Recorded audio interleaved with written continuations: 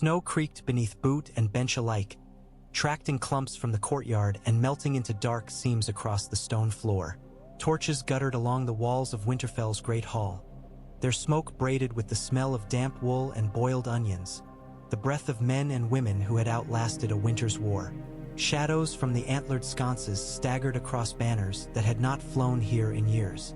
The dire wolf of House Stark hung newly washed but still rumpled at the edges, as if it too were not certain it belonged again. Sansa sat a half-step behind the long table.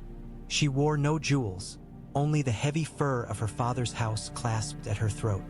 Her hands were clasped on the wood where a blade had once bit it in an old quarrel, and she tried not to stare at the groove. Her breath came slow. Every sound in the hall, a cough, a scuff, struck her with the clarity of a pin on porcelain. Through the narrow high windows, the late light was iron gray and thin as a knife. It set a rim along Jon's hair and turned the strands to frost where they curled along his temples. He stood before the gathered lords and free folk with his shoulders squared and his eyes unguarded. He did not have a crown.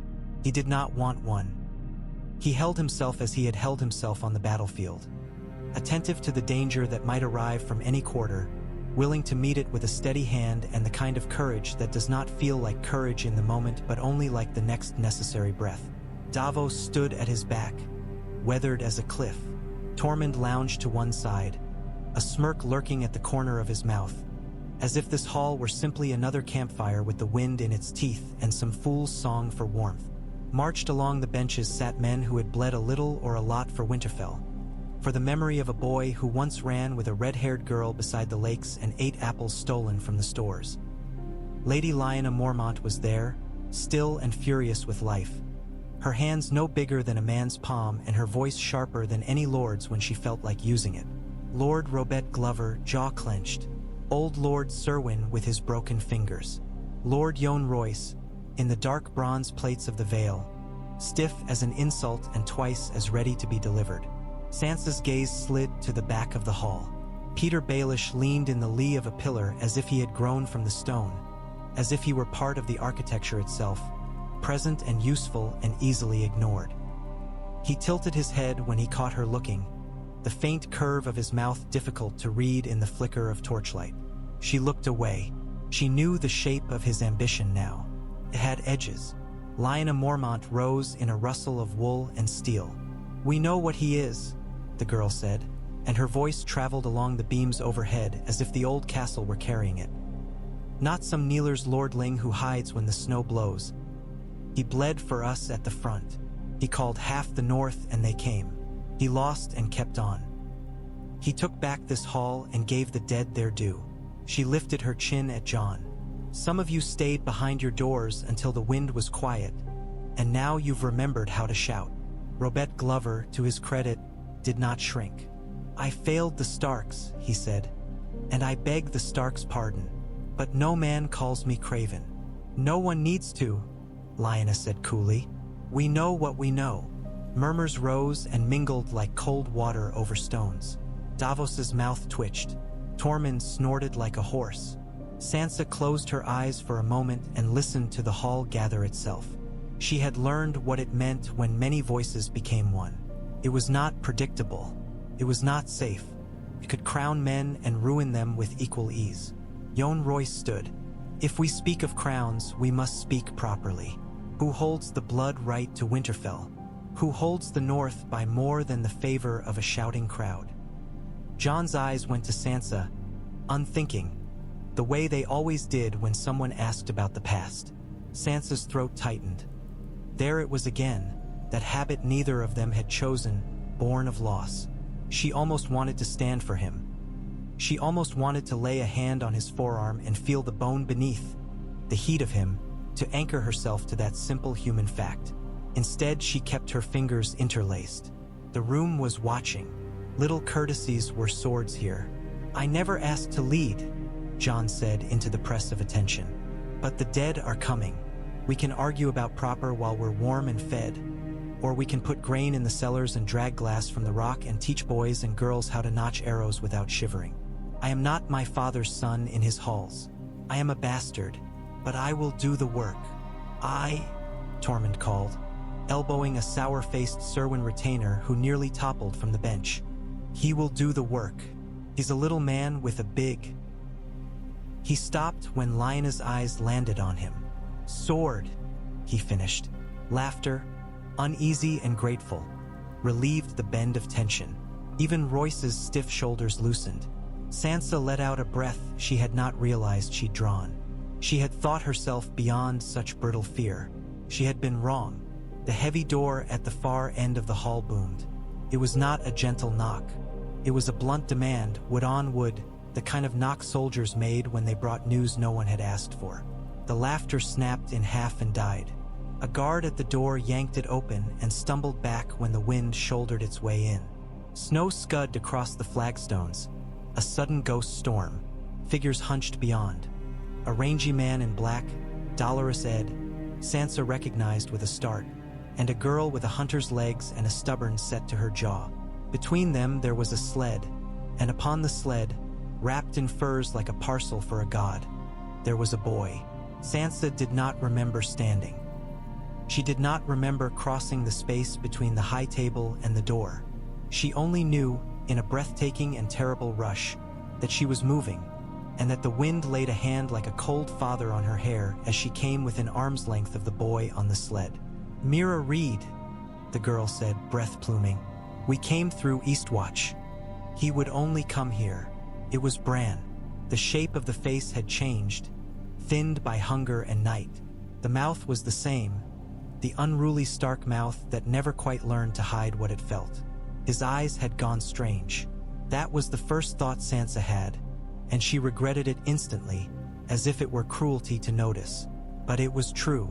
They were Riverstone eyes now, old within their newness, reflecting the torchlight without seeming to accept it. "Bran," Sansa said.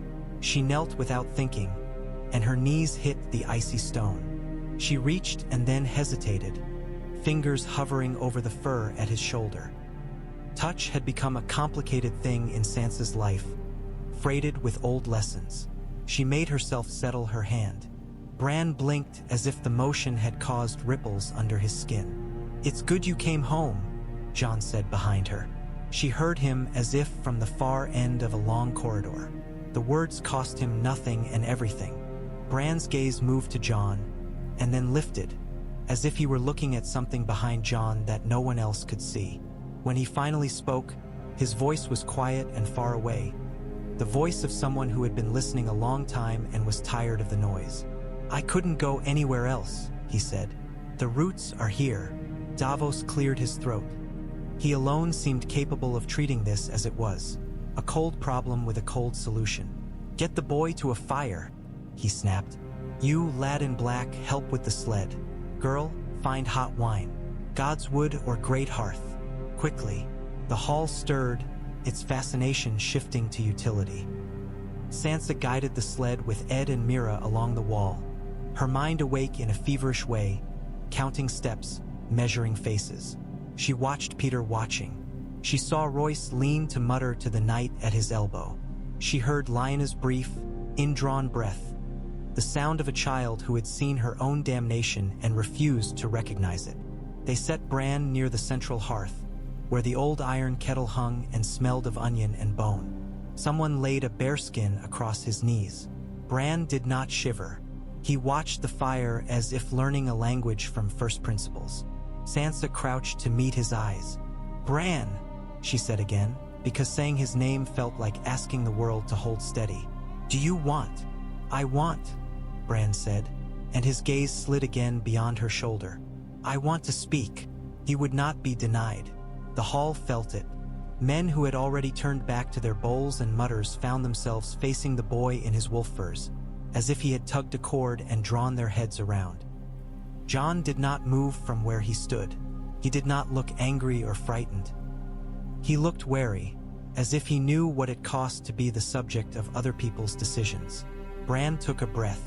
It was the kind of breath one took when diving into cold lakes in summer, when the bottom is visible and then not, and a boy decides he will find it anyway or drown trying. "You want to name a king," he said, and the word felt odd from his mouth, a word from a song he did not belong to. "You look for blood and for banners." You look for a name. You think names make a wall that keeps your fear outside. They don't. But names have weight, and a weight can move a thing if you are careful. Peter Baelish stood very still. It would not have been noticeable to someone who had not learned to watch him move. Sansa had learned. He angled his body as if to hear better. Bran's hands lay open on the fur. Jon Snow is not our father's bastard. He is not a Snow at all. The words landed and then punched through the crust of the room's attention. There was a sharp, collective intake of breath, and then sound raw and loud. Jon Royce rose halfway, bronze ringing faintly. "Boy," he said, "you've been in storms too long if you speak treason without knowing it." Davos's voice cut through, low and uncompromising. Let him finish. Jon had not moved. Sansa felt her heart choke once in her chest. She found that she was still kneeling. She realized she had dug her fingernails into her palm so hard she'd left crescents. And she opened her hands slowly, deliberately, as if that physical motion could slow all the rest. Bran looked at Jon and then away.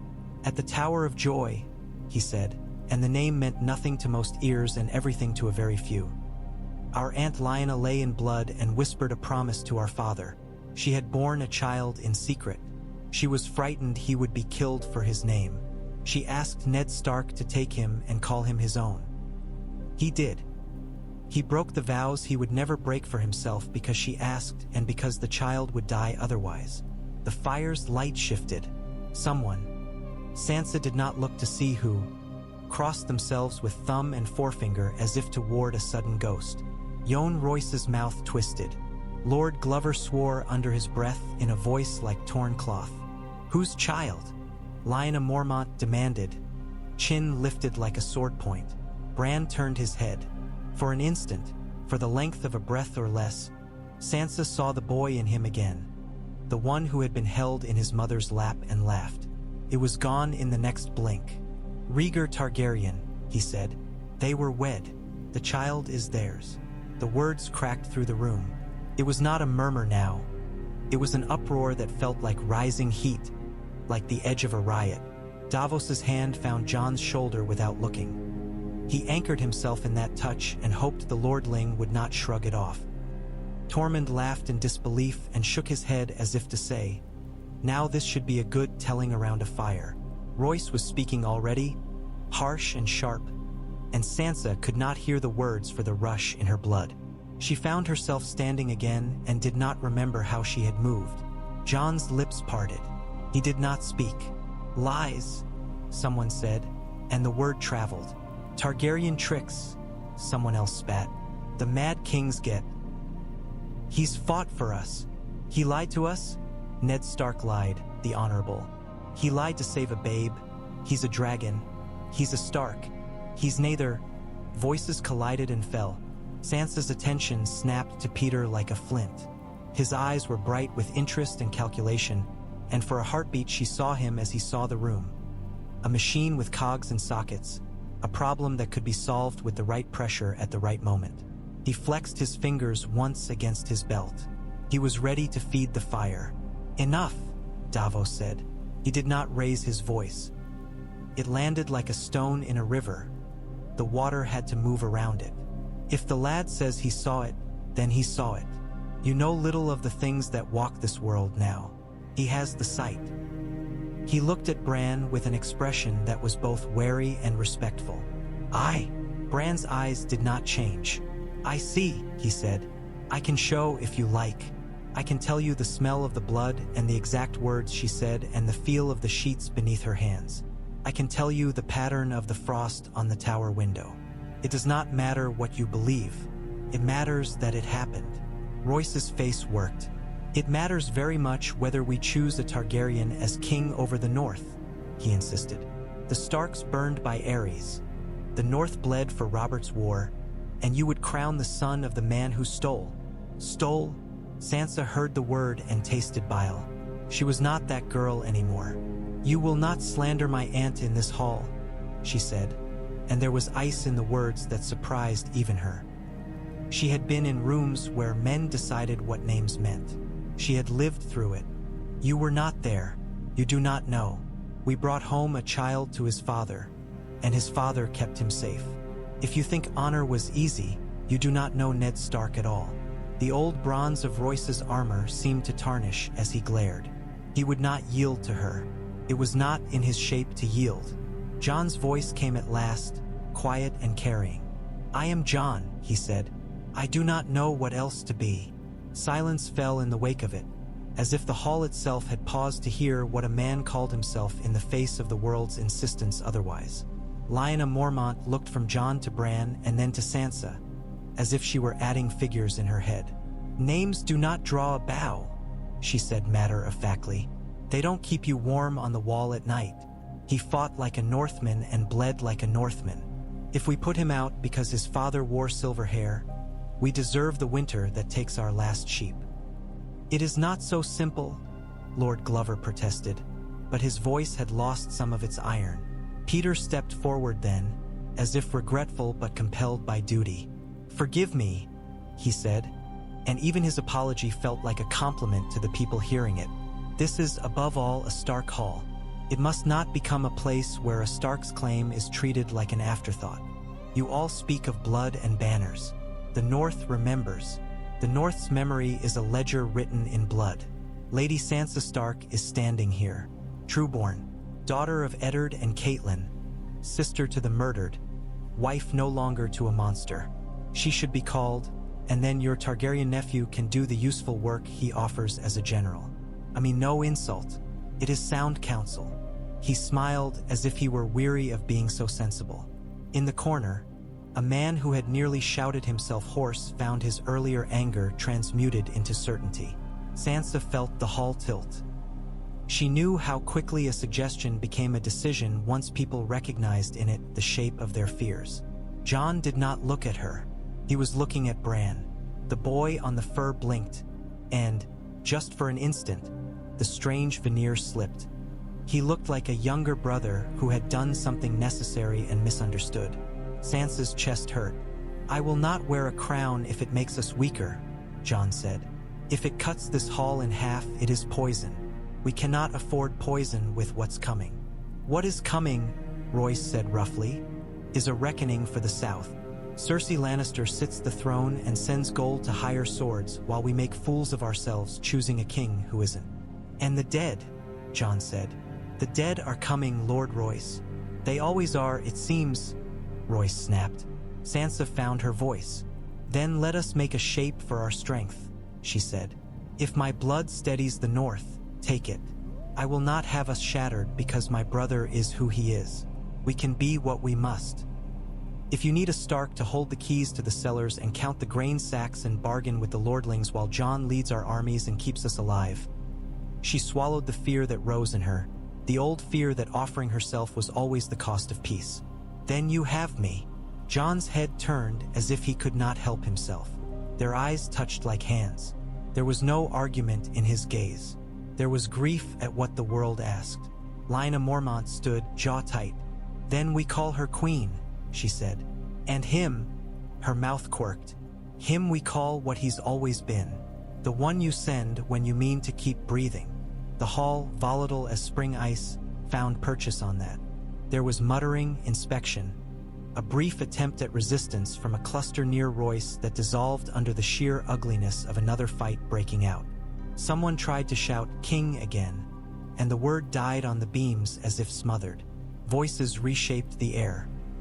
"Queen in the North," someone said, only half in jest. "Queen in the North."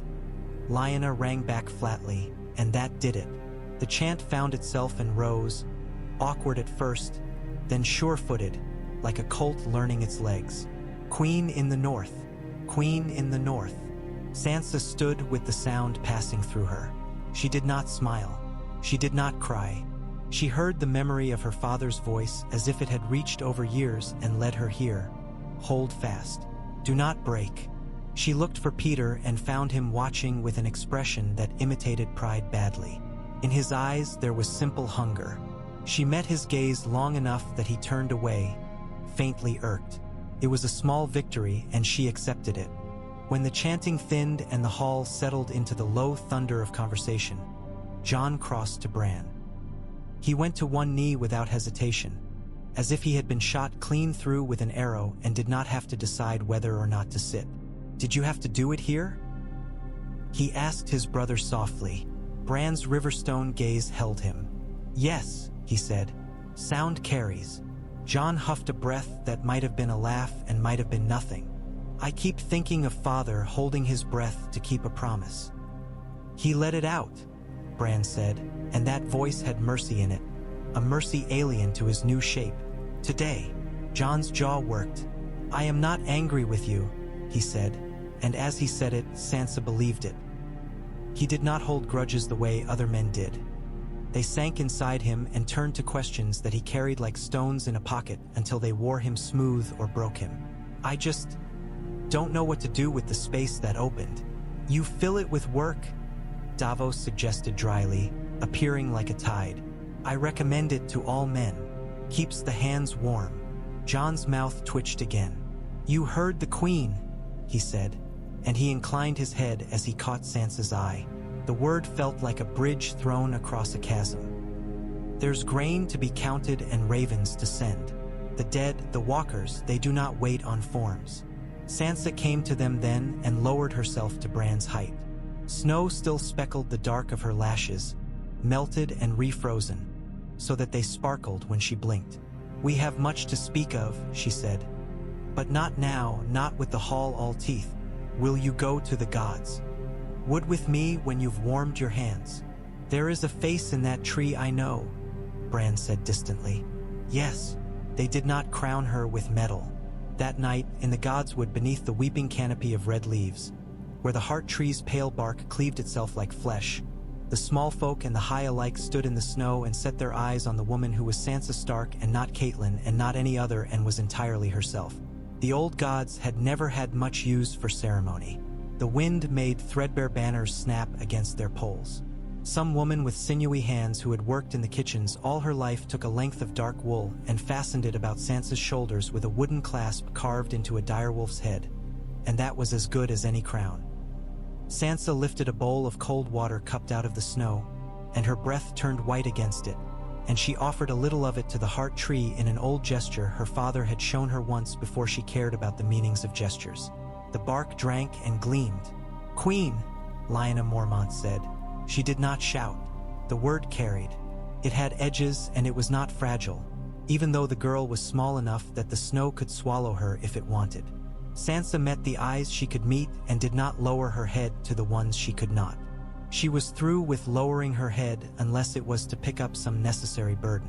Later, after the hall had eaten and the singers had found their courage and the first smiles crept tentative as birds to the edges of mouths, Sansa climbed the stairs to her chamber.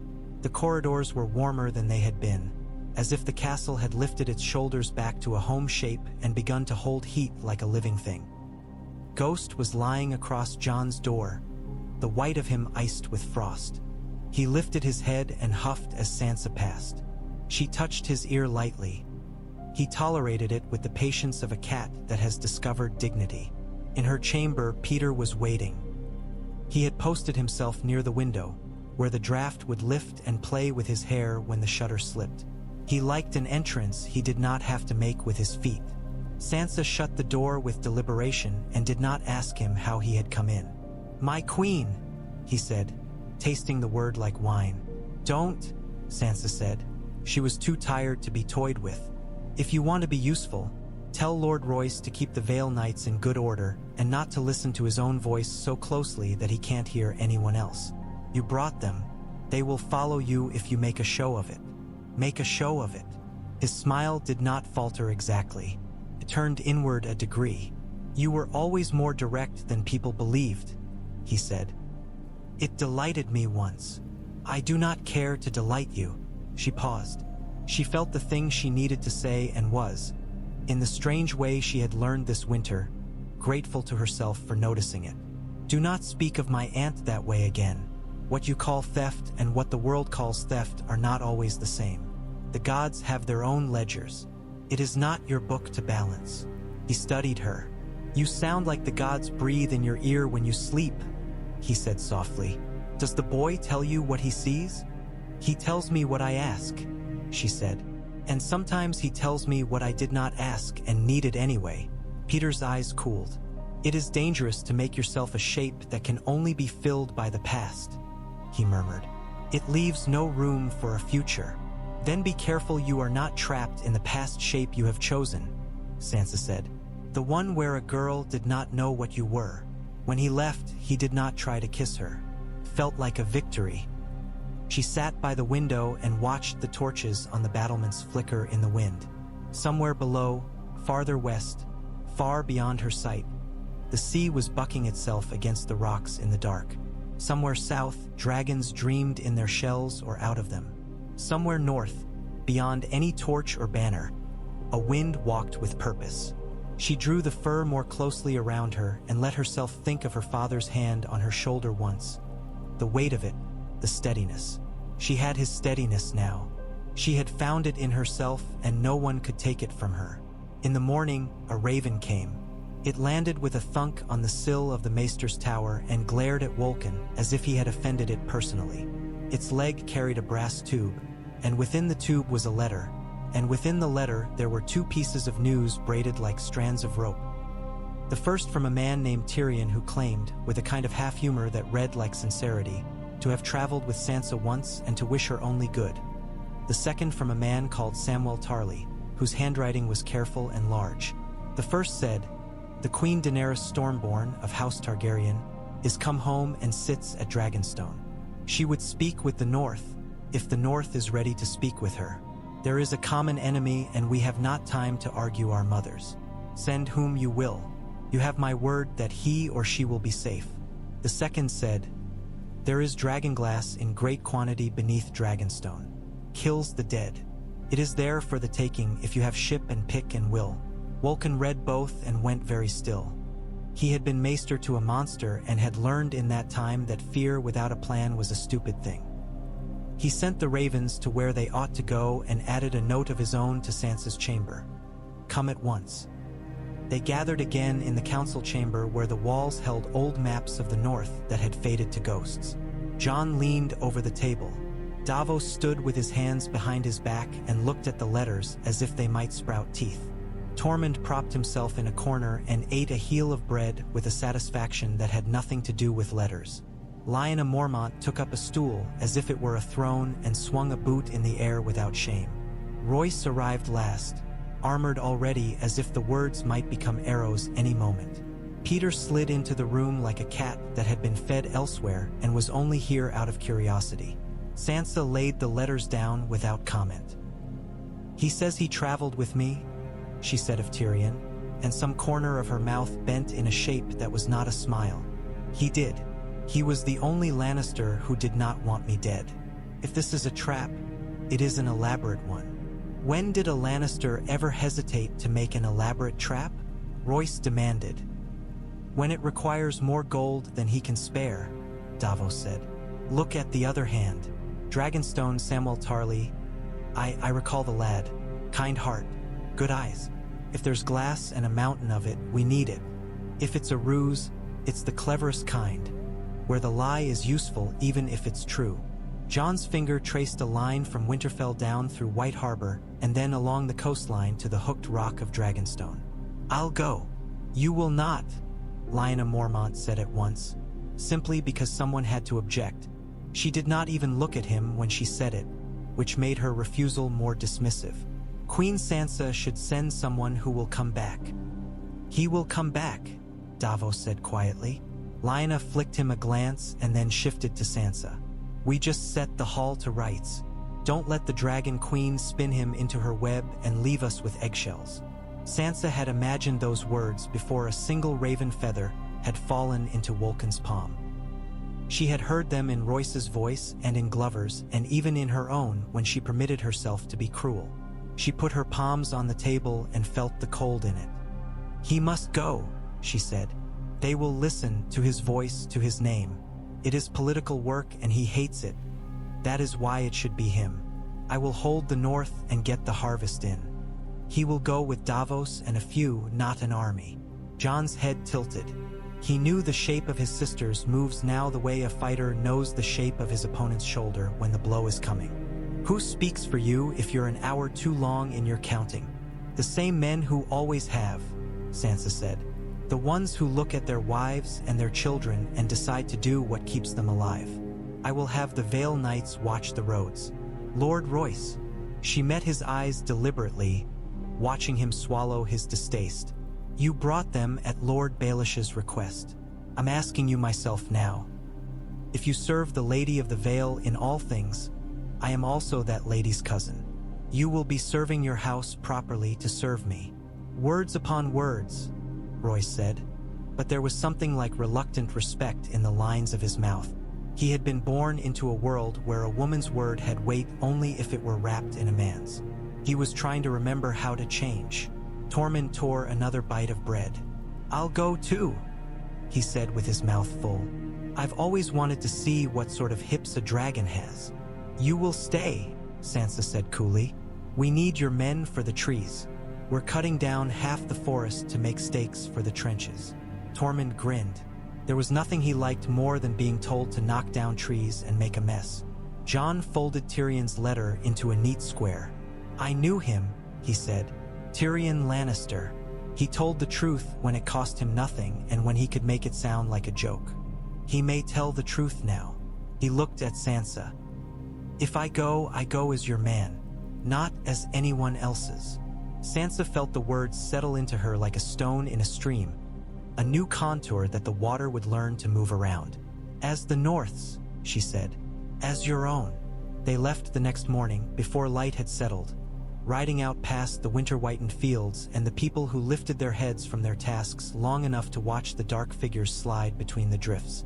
Ghost ran ahead and then fell back, making his own decisions, looking back to ensure that Jon still belonged to him.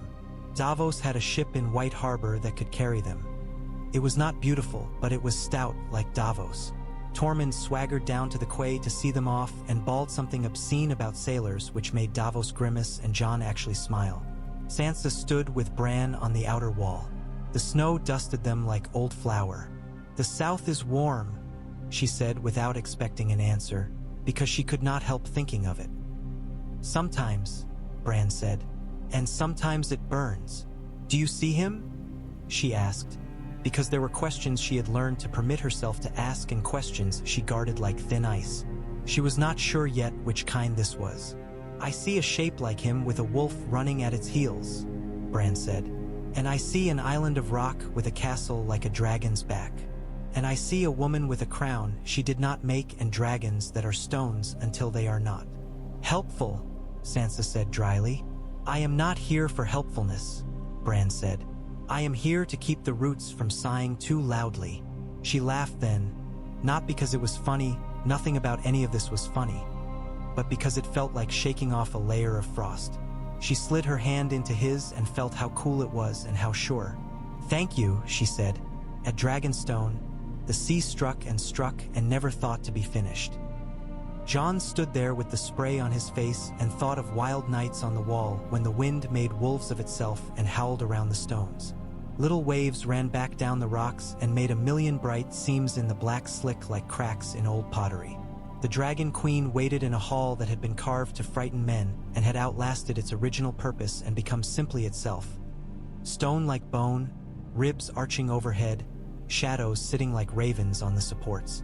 She wore a simple gown and a cloak that had the sheen of smoked glass. A man with white hair like snow spoiled by ash stood behind her and watched Jon with a blankness that felt like a kind of attention. Tyrion sat to the side and did not pretend not to be relieved when Jon greeted him by name with no heat in it.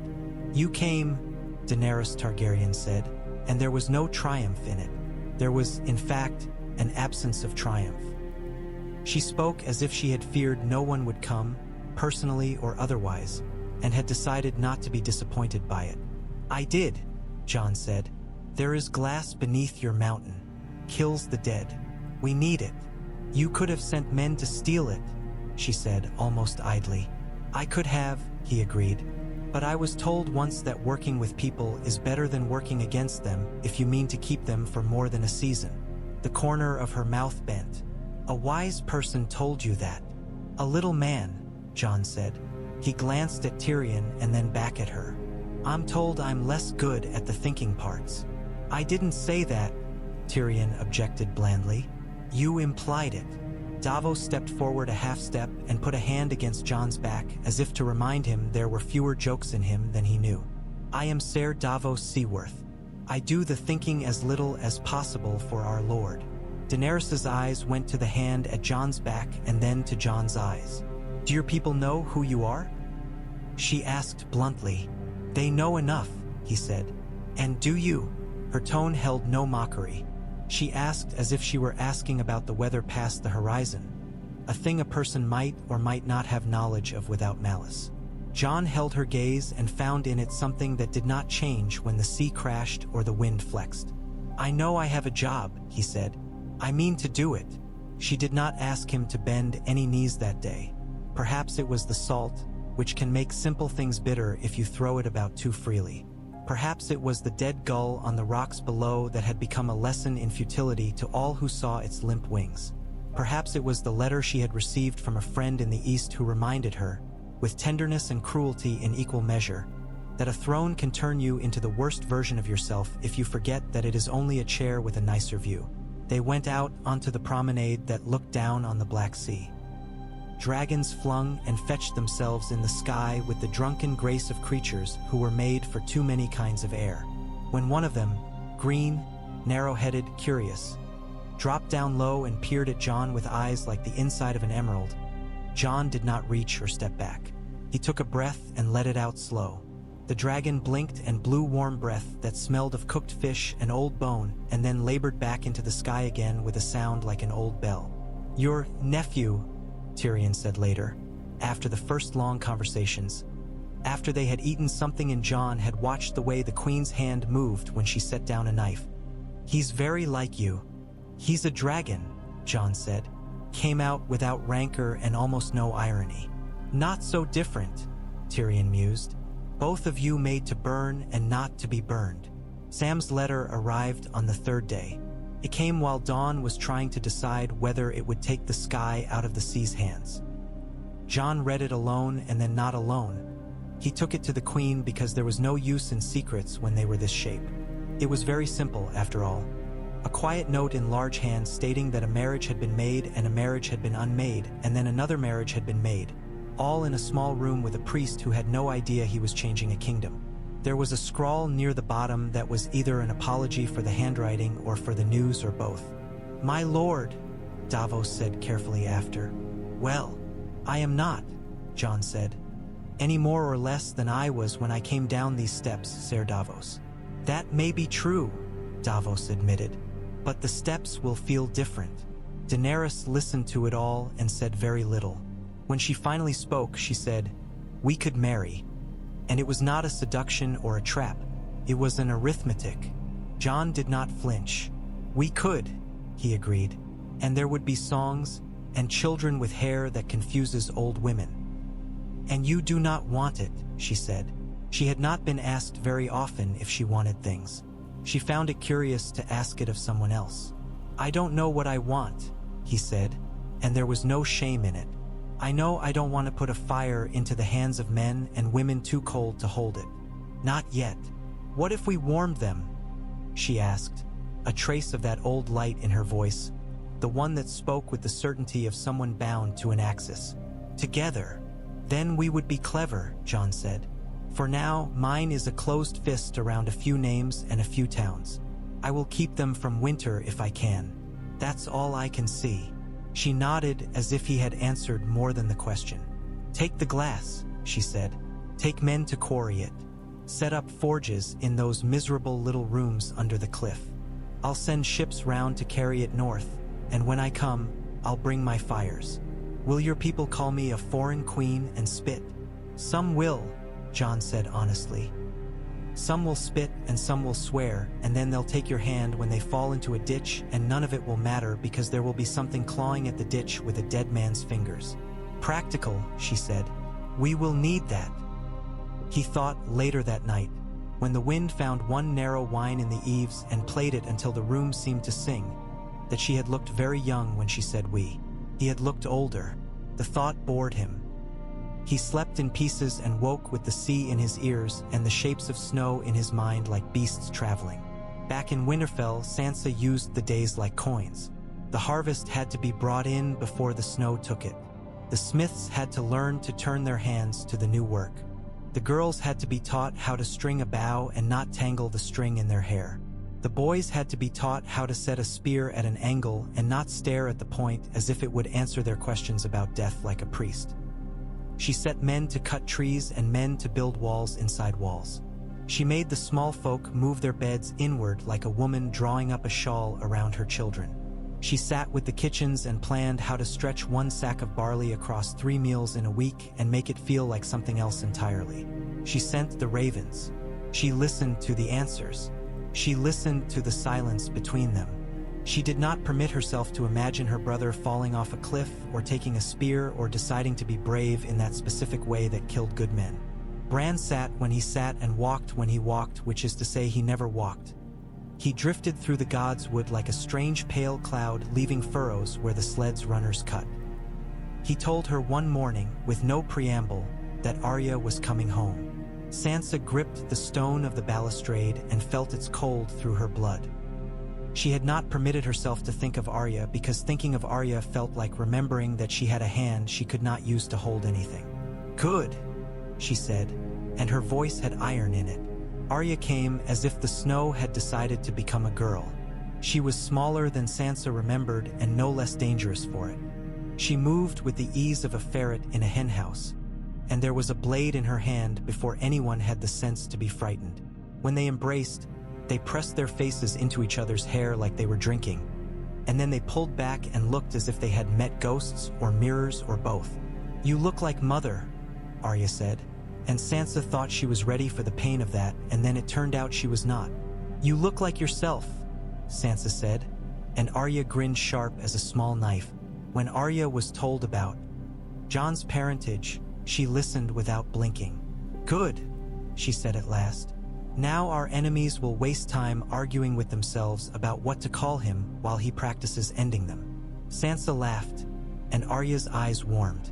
"Littlefinger is smiling like a cat that's found a cream cow in the milking shed," Arya added. "Do you want me to cut that smile out of his face and sew it into a bag for you?" "Not yet," Sansa said, but her mind had already gone to the room where Littlefinger kept his letters, to the shadows where he whispered, to the angles at which he placed himself in a hall to catch ears and eyes. "Soon, maybe, when we can sew something worth keeping to it." The first shipments of dragonglass came up the white knife on the mean ships of men who swore in 3 languages and were careful with what they carried. The forges at Winterfell learned to drink it and spit out new shapes. Arrowheads with a deep, gleaming black, sickles with a sheen like frozen night, long knives that startled men the first time they held them and made them think unhelpful thoughts the second time. The children called the pieces stars. They traded the smaller shards like good luck charms and tucked them into shoes and sleeves, and Sansa let them because children needed to believe a little in charms when the world asked so much else of them. Word from the East Watch came shuddering. The dead had massed, and then they had vanished like fish in a murky pond. There, Dolorous Ed said grimly when he came to Winterfell to report. He had always been a man who could find the gray middle between panic and complacency and live there with grim dentistry. "We can hear them moving sometimes at the edge of the light. They don't care about eating, but they mutilate anyway. It's personal with them." "Bad personal," Tormund commented. He had taken to carving little dead men out of scraps of dragonglass, which was blasphemy and also good for his hands. "You can tell." Jon wrote from Dragonstone and then from the Narrow Sea. His letters were plain and had hardly any flourishes. They sometimes contained sand. He had always brought the outside in with him without thinking. "We work with the Dragon Queen," he wrote. "The glass is useful. The men are learning. Tyrion is a better friend than an enemy. The Queen is lonely and strong. The dragons are not pets. I will bring what we can and what we must and come home by the long road if I have to walk it." Sansa read the letters aloud in the hall sometimes, choosing carefully which parts to share and which to hold back. She did not read the line that said, "I see Father every time I look up at the Godswood, and I think he would tell me to keep my head, and I think I am." She put that one away where she kept other things that would stop her if she thought of them too often. Littlefinger watched the North find new routines around their changed map and looked for the weak joints with the persistence of a fox. He whispered to Lord Serwyn about the folly of trusting a dragon queen to keep an agreement. He murmured to Yohn Royce about southern pretenders and northern pride. He pressed flatteries like coins into the palms of men who would spend them in talk. He came to Sansa sometimes and said nothing at all, only stood with her and listened to the wind and the training yards clatter and waited to see which silence she would let him break. It was Arya who broke him, could only have been. He left a letter where it would be found, not by Sansa, who was too practiced now, but by a girl who cleaned the rushes in a particular corridor at a particular hour. He wanted it to touch sensitive nerves. It had Sansa's unsteady hand on it, the one that had written hurriedly under watch once upon a time and begged her brother to come and kneel. He wanted Arya to find it and remember how the world could bend a Stark into an instrument. Arya did find it. She read it and did not blink, because blinking is the first thing a hunter teaches herself not to do. Then she folded it and tucked it into her sleeve and went straight to Bran, who was sitting where he often sat now, nearer to the front doors than to the fire, as if he needed to feel the cold to think. "It was a long time ago," Bran said, looking at the notches in the wood of the threshold as if they were lines in a song. "But I can see it clearly. He is doing what he always does. He makes little cuts and hopes the bleeding is too slow to notice." "We notice," Arya said, and her mouth had gone very flat. "They called a hall without making a show of it, which is to say they let it be known that certain people were wanted in certain places, and the rest of Winterfell's curiosity did the rest. Royces and Glovers and Serwyns drifted in, and the old craftsmen who liked to sit in the back and pretend they were nodding off came and settled like crows in a tree. Littlefinger arrived with the innocence of a man who has heard that a neighbor is ill and has brought a stew. Sansa stood on the dais with Bran seated like a carved thing beside her and Arya to one side. Not still, never still, her balance a conversation with the floor. She did not enjoy this. She preferred exhausting labor, aches in the wrists at night, the kind of pain that proved a day had been used. But she had learned that some things must be done in front of others. They were less likely to be undone that way. "Lord Baelish," she said, and the name felt formal and sharp, like something taken off a high shelf. "You are accused of sowing discord in a time when such is treason. You are accused of plotting to fracture the North to your own advantage. You are accused of trying to set brother against sister and sister against brother. What answer do you make?" Baelish laughed a little, softly, indulgently, as if she had made a joke and he rewarded her for the effort. "My queen," he said, "accusations are snowflakes on the wind. You cannot take them out and stack them and expect them to become a tower." Arya lifted the letter. "You wrote something much like that once," she said mildly. "Only you wrote it in a room where a man was dying and you had your hand at his throat." Littlefinger's smile stayed where it was, but his eyes moved too quickly. He had learned to do nothing quickly. "I have done many things that saved more than they cost," he said. "You have enjoyed the fruits." Bran's voice slid into the space. "You held a knife to our father's throat and swore you would help him, and then you did not. You swore love to our mother and made an industry of her grief. You sold our sister's body without touching it. You sent letters like darts and let others bleed." He did not raise his voice. He did not need to. People have always been poor at hearing whispers unless they contain the exact phrases they themselves used in a room they thought no one else could find. Several men in the back started and then went still as if a wind had found them.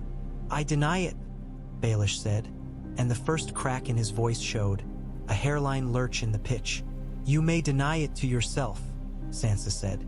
"You cannot deny it here." He looked at her then with something that was almost naked. For a moment she could not identify it. It was not desire. She knew the shape of that too well to be fooled. It was hunger still, but of a different kind, the hunger of a man who believes that the world owes him a debt because he had to watch it make sense without him for too long. "You would judge me," he said, quietly horrified. "You." "I would," she said. "Not because I was your student, but because I learned from you to watch, and I have watched, and the sum of you is not enough." He reached for a dozen things.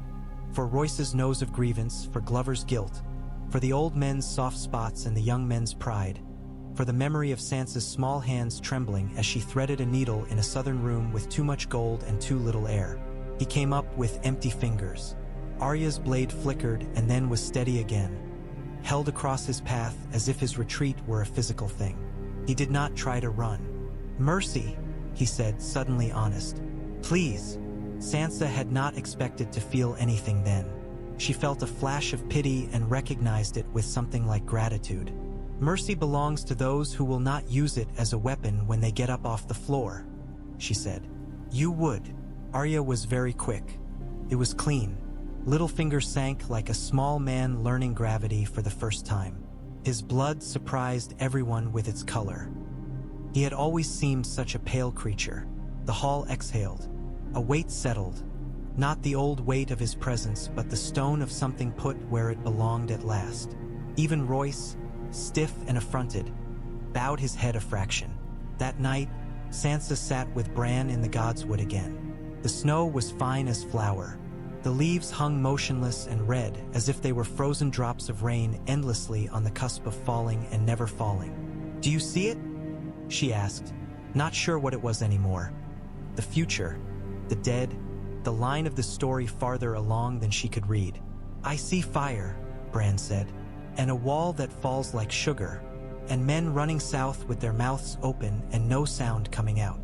"Good," Sansa said, and Bran lifted his head because she never would have said good to that once. "We have been preparing as if we believed it might be easy to do the right thing. It is easy to think that rightness has a shape that is comfortable. It does not. When the wall broke, it happened in the east, where the sea had always gnawed and where the ice was tired. Men on the watch looked out and saw a kind of light that was not light. Those who lived long enough to put a name to it called it dragonfire and were wrong and were right at the same time. The dead came through as if a sluice gate had been thrown and someone had thought their name aloud in a voice they obeyed. Eastwatch fell in hours. The ravens that got clear had singed feathers and a blank look. The Dragon Queen came north with her dragons scrawling their black arcs across the pale sky and her unsullied at their quiet, implacable march and a ragged echelon of sellswords who had learned collective humility in the field. She did not bring the whole South because the whole South never comes anywhere. It is a place within itself and rarely moves. She brought enough. The North watched them come as if they were a storm that was on their side and not entirely under anyone's control. Sansa met Daenerys on the cold stones of the courtyard. They regarded one another with the restrained curiosity of two women who recognized that they had been made into weapons in different forges and would have liked, once, to have been anything else. "You are smaller than the songs," Sansa said before she could stop herself. "You are taller," Daenerys said, a little smile. "Or your hair makes you so." They did not kiss cheeks. They did not curtsy. They went inside and began the work. Jon came with them, his face opened by wind and responsibility. He carried something with him that was new and very old, like a scent that has been crossed with another on a worn cloak. He did not ask for titles. He went to the forges and checked the corners where men drop slag when they are tired. He went to the walls and measured, with his eyes, the distance between torches where a man could slip through and a dead thing too. He listened to Sansa talk about grain and did not pretend to understand all the numbers and did not dismiss them. He stood in the Godswood and watched Bran's breath make the leaf edges go white and did not expect comfort. They set their defenses with a care that was almost boring. Boredom saved lives. The Dothraki wanted to ride. Tormund told them where to ride and when not to, and there were a few fights and a few weddings in the yard and a few broken arms, and it was fine. The Unsullied drilled with the Northmen until their rhythms stopped chafing. The smiths cursed and learned each other's tools. The hills around Winterfell grew teeth. Stakes, trenches, ditches planted with oil that would take light. The children were put in the crypt and then taken out again because Arya reminded Sansa that the dead did not care about stone. And in the end, a signaler was set with each group and a plan was made for a retreat without route. Sansa had maps that she marked until her fingers were black. When the dead came, it was not at night. The winter makes its own decisions about what constitutes day. They arrived at a time when the light had forgotten itself and was too thin to be much use. The snow moved where it should not. The sound came like 100 men dragging 100 sacks across 100 floors above a woman who was trying to sleep. Sansa looked up from a list and saw that every flame in the hall had dimmed a hair because a door had opened somewhere a long way off. The first rank hit the outer trenches and heaped. The second found the gaps without thinking. The archers began their work with the new glass heads, and men who had mocked charms stopped mocking. Dragons blitzed the sky and vomited fire and broke it with their own weight. And the dead burned and did not understand what was happening and did not care. The air tasted like pennies. Jon moved as he had always moved in battle now. Never ahead of his own men, never behind, always exactly where the thin bit was. He had learned to be a hinge. He went where the line wanted to break and he held it. Davos' voice rolled like old thunder. Grey worms spear 8 and 8. The queen on her dragon learned the wind of the north in 5 minutes and then bent it to her with the kind of stubbornness that had outlasted deserts. She burned the edges of the dead where it mattered and did not waste breath. The Dothraki did not empty themselves foolishly into the dark. Tormund had convinced some, and those convinced the others with fists at need. In the Godswood, under the bleeding leaves, Theon stood with a knot of ironborn and a face he could not have worn once, and he fed arrow after arrow into the shadowed spaces from which dead men came with that terrible stillness. And he thought, one more, and he was right and he was wrong. Sansa moved between the hall and the walls and the yard without ever leaving any of them. She carried words and put them down where they needed to be set. She did not let anyone see her shiver. She forgot to eat. Arya appeared and vanished like a rumor with weight. She was suddenly at a man's back cutting what he could not see, and then nowhere, and then there again where someone had thought a door would be a safety and found it was a trap instead. She moved as if she were answering a question a dead man kept asking and failing to understand the answer to. There came a point in a battle of any size when the shape of it could go either way and no one person could pull it.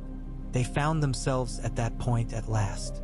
The dead pressed, and the living held and bled, and the fire of the dragons faltered because even dragons must breathe and there is only so much air in the world.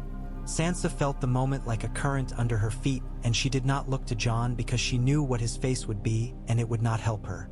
She looked instead at Bran, who sat under the tree with his eyes unfocused. He was somewhere that could kill you if you stayed too long. "How much longer?" she asked, and she did not mean until the dead stopped or until dawn or until the next line.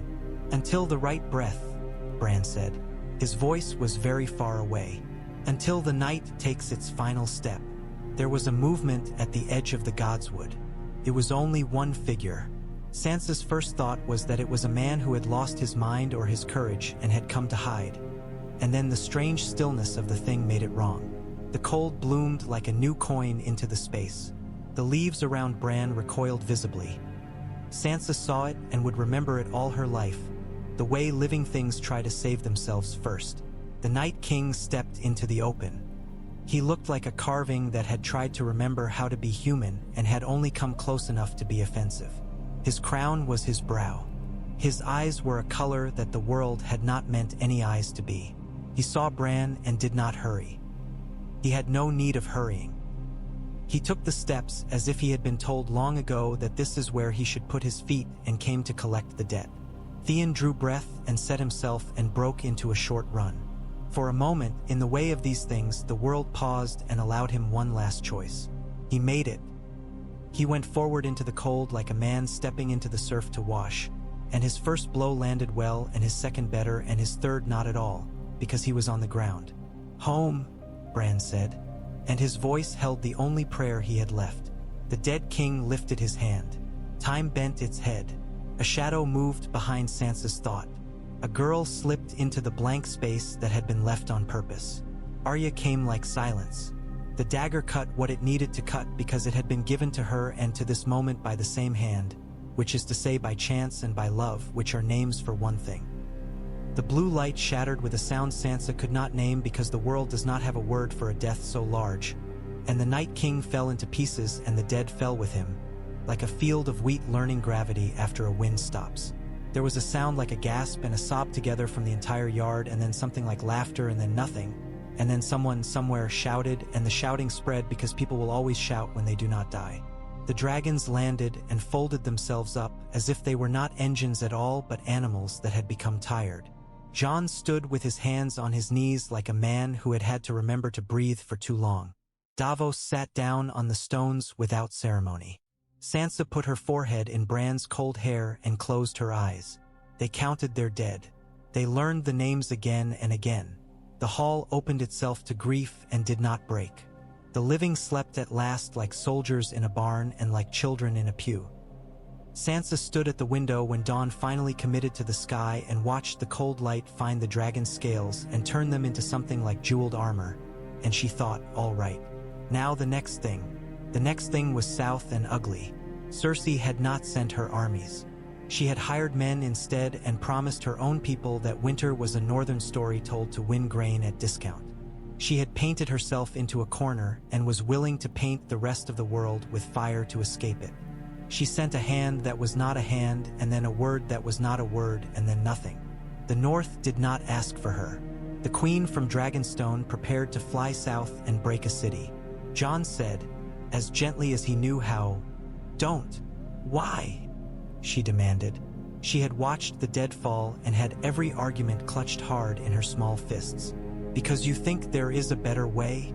Because you want me to be your better way? Because the city is made of people, he said, and the simplicity of it stopped even Tyrion's mouth for a moment.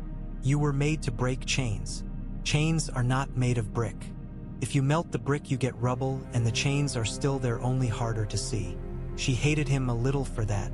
She loved him a little for it too. Then you come, she said, and you stand at my knee and tell me when to close my hand and when to open it. And if I ignore you, you go back north with your wolves and leave me to be the worst version of myself. And in 20 years people will sing songs about burning that are kind. I will not be the only one in them. He came. They went south with a careful army that had learned humility and bite. They found the Golden Company on roads that had forgotten how to carry so many spears and unmade their formations with fire and patience. They cut the arm off Euron when he tried to throw his hook into the tail of a dragon. They made a circle around King's Landing that closed slow as a noose but did not pull too hard too fast. They sent words into the city that said, "There is a future if you put down your swords. It is not a trap. You may believe it or not. We will not burn the people your queen has borrowed her throne from." Cersei sent Qyburn to talk because she had no one else. He came out with the haunted calm of a man who has learned how far the body can be pushed and wishes to talk about it more than anyone else wants to listen. He made an offer. Tyrion listened with his eyes and then said, "No." And then, "We can end this with a smaller number of corpses if your queen walks down from there and into a cell." Qyburn did not blink. He went back and did not come out again. When the city fell, it did it the way cities do when they have been hollowed out by terror and bribery and hunger. The gates opened in one quarter and then in another. The bells rang because someone pulled the ropes at some unknown moment, and because there are men who will always choose bells over screams. Daenerys held her dragon on the wind and watched the city offer itself up and trembled because her blood knew how to finish a fire it had started.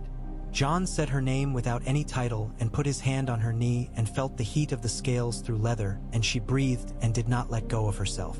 The fire stayed leashed. The old walls were blackened. The people burned by accident were not burned on purpose. It was not good. It was better. They set a council after. It was not great or grand or beautiful. It was a meeting about how to keep water clean and how to mend bridges and what to do with men who had only ever known a queen who was more danger to them than any enemy. The North sent their woman who counted grain and measured words and wore fur like a truth. And the South sent men with ink on their fingers and soft hands and hard hearts. The Dragon Queen sat and learned to listen and learned to speak without promising too much. In the end, it was as simple and as complicated as the oldest thing. A country is not a single beast. It is a herd with its heads turned different directions. The North lifted its head and pointed it toward itself. "We will keep our own winters," Sansa said without sharpness, and there was no triumph in it. There was relief, and relief is cleaner. "We will be your ally, not your servant." Daenerys nodded because she could not do anything else and because the world had so far refused to hang her on any single choice. "Then be so," she said, And come when the next dark wind blows. I will do the same. They put men with quiet hands to the work of making those rough words into clean ones that could be read aloud without spilling. They came up with titles that would not cut either side and borders that would admit more traffic than they kept out. The songs would make it all smarter later. Sansa slept that night without waking at the hour when a woman wakes to listen for a cry in the night that is not hers. She woke and put her feet into cold shoes and went down to the hall to count loaves. Jon went north with the wildlings when the frost's teeth eased. It was not exile. It was not penance. It was the shape of the work he was best at. He would go up and check the seams of the world where it had torn under pressure and see if they were knitting. He would come back when he was called, and he would not if he was not, and he did not see tragedy in either. On the day he left Winterfell, Sansa walked with him as far as the outer gate. There was a wind that found the gaps in every seam. It made her eyes water, and it put pink in Jon's cheeks that made him look younger than he had for years. Ghost brushed up against his thigh and then against hers, as if to reassure himself that both of them were still real. "You remember when he brought you home?" Sansa said suddenly, and Jon frowned because he always took her questions literally. "Who brought me?" "Father," she said. "He called you son, and you believed him because you were a boy, and boys believe the simplest things because they haven't learned how to ruin them yet." Jon's mouth tilted. "I believed him because he meant it," he said. "It was true because he made it true. We can do that. Take a thing and make it true." "You have," she said.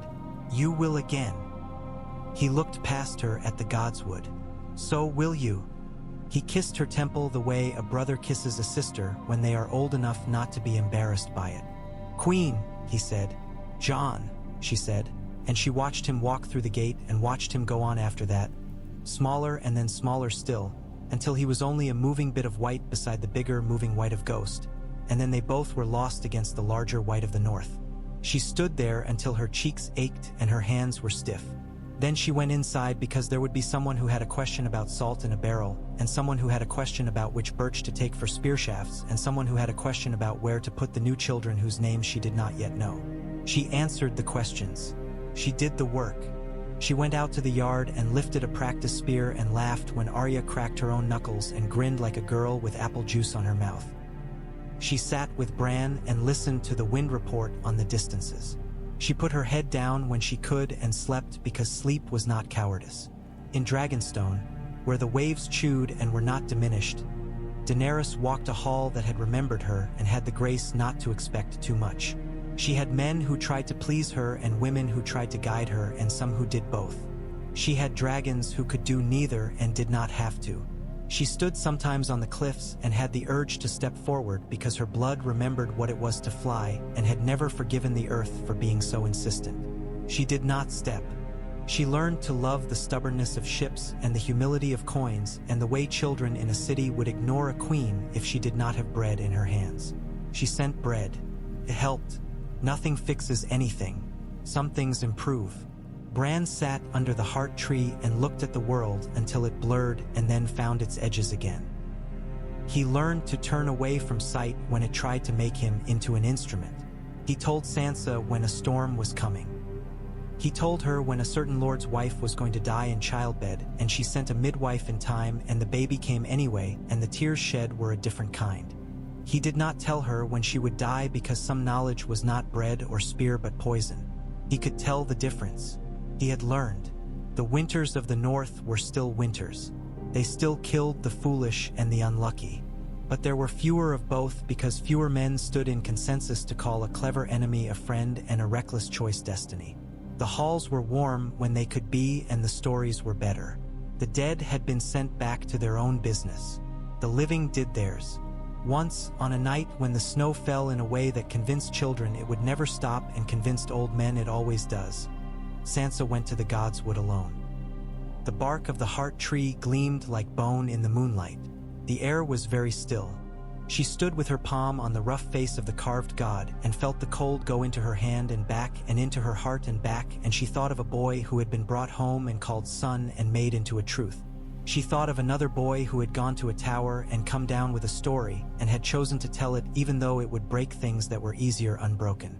She thought of a girl who had learned to count with a knife and had saved a world by being exactly herself when the story tried to make her into something else. She thought of a woman with dragons who had not burned a city when her blood sang to burn it. "I'll keep it," she said aloud to the faces in the bark and to the silence, which is the only answer that ever satisfies anyone who prays to the old gods. "I'll keep it as well as I can." A wind came then, gentle as a hand on a child's hair. The leaves lifted and fell. Snow moved on the edges of the path. Sansa turned and went back to the work she had made for herself. The night closed around the trees and did not threaten them. The castle breathed.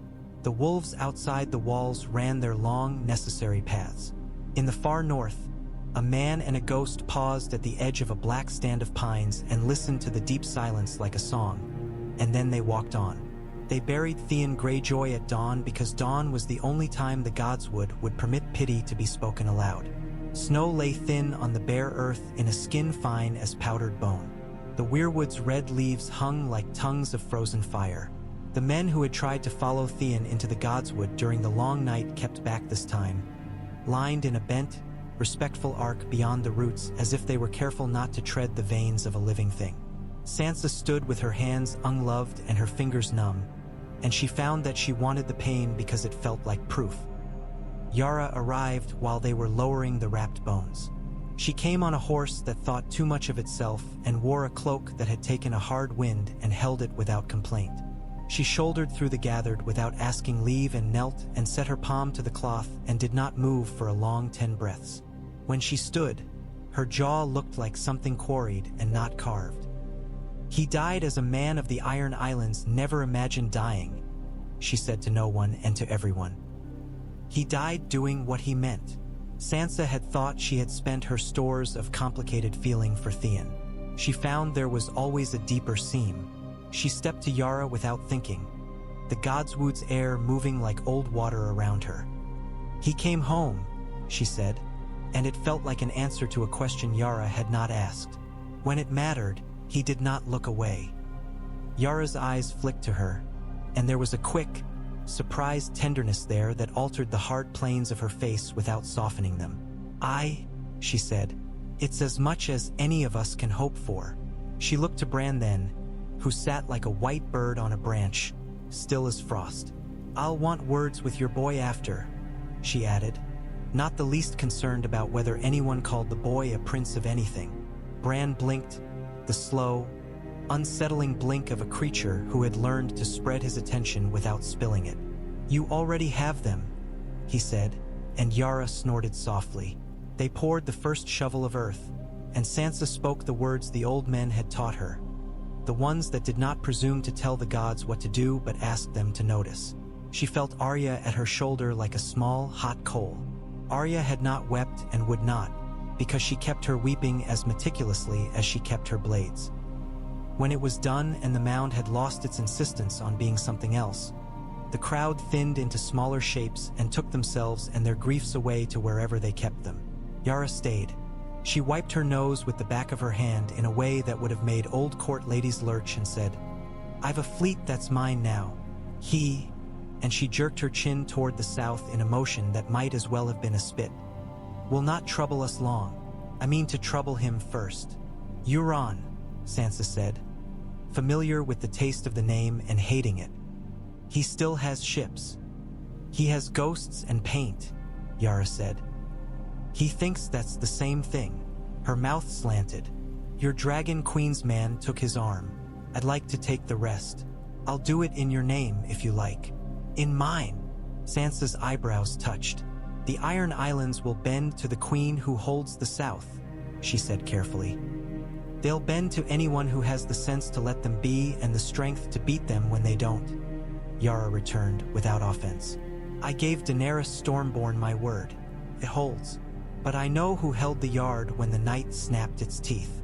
Her eyes went to the mound. "And who gave my brother his chance to make it right. I'll carry that." Sansa inclined her head once. "Carry this too," she said, and she heard her mother in her, and she was glad of it. "If you have men who want to raid the stony shore while the world resets itself, tell them no." I have fisherwives who have no men left and will not survive a knife at the door. There will be time enough for your kind of trouble when we've put away the last of this."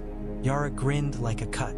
"I do love a queen who tells me what misery I'm allowed," she said. "It's clear. I'll give you coin instead," Sansa said. "You can buy bread and beer for your men instead of taking it. I have a Manderly who likes to move barrels when the wind favors him. The debts will be written down." "Ah," Yara said with a flash of teeth, delighted. "Putting theft on a ledger. You are very northern." "Very," Sansa said, and Yara clapped her shoulder once and went, leaving the Godswood to its old quiet. The ravens came with a single message plated 3 times into different hands. The city had opened its gates. The bells had rung. The Red Woman was nowhere to be found and no one missed her. The Queen of King's Landing was in the custody of the queen who had come to take her place. When Tyrion's neat hand described Cersei's face upon hearing the bells, Sansa read the line twice. The words had the feel of something that had already become a story. The tilt of the head, the surprised laugh that was not a laugh but a crack. "Where?" she asked Davos later, as they crouched over the map that had had snow melted on it enough times to craze the ink. "Do they hold her in the Red Keep?" "For now," Davos said. "A room with 4 walls and a door that opens only when it must. No windows. I've seen the kind. Men talk about windows as escape, but it's the air a body misses, and that's the kindest thing they're denied. In the morning, there's to be a council in the Dragon Pit." Sansa's mouth tightened briefly. "I remember the last one," she said. "Not fondly. None of them are fond," Davos said. "It's the nature of the beast. You tell too much truth and you get bitten." He tipped his head, watching her. "Will you go?" "I will," Sansa said, and then after a beat that belonged to some older version of herself, she added, "If you can keep the north shaped while I go bend my head in the south." Davos snorted. "I can keep it from tipping over," he said. "Aye, take Royce if he'll go. He's useful when the southern men forget there are lands above the neck. And take Arya." "Arya?"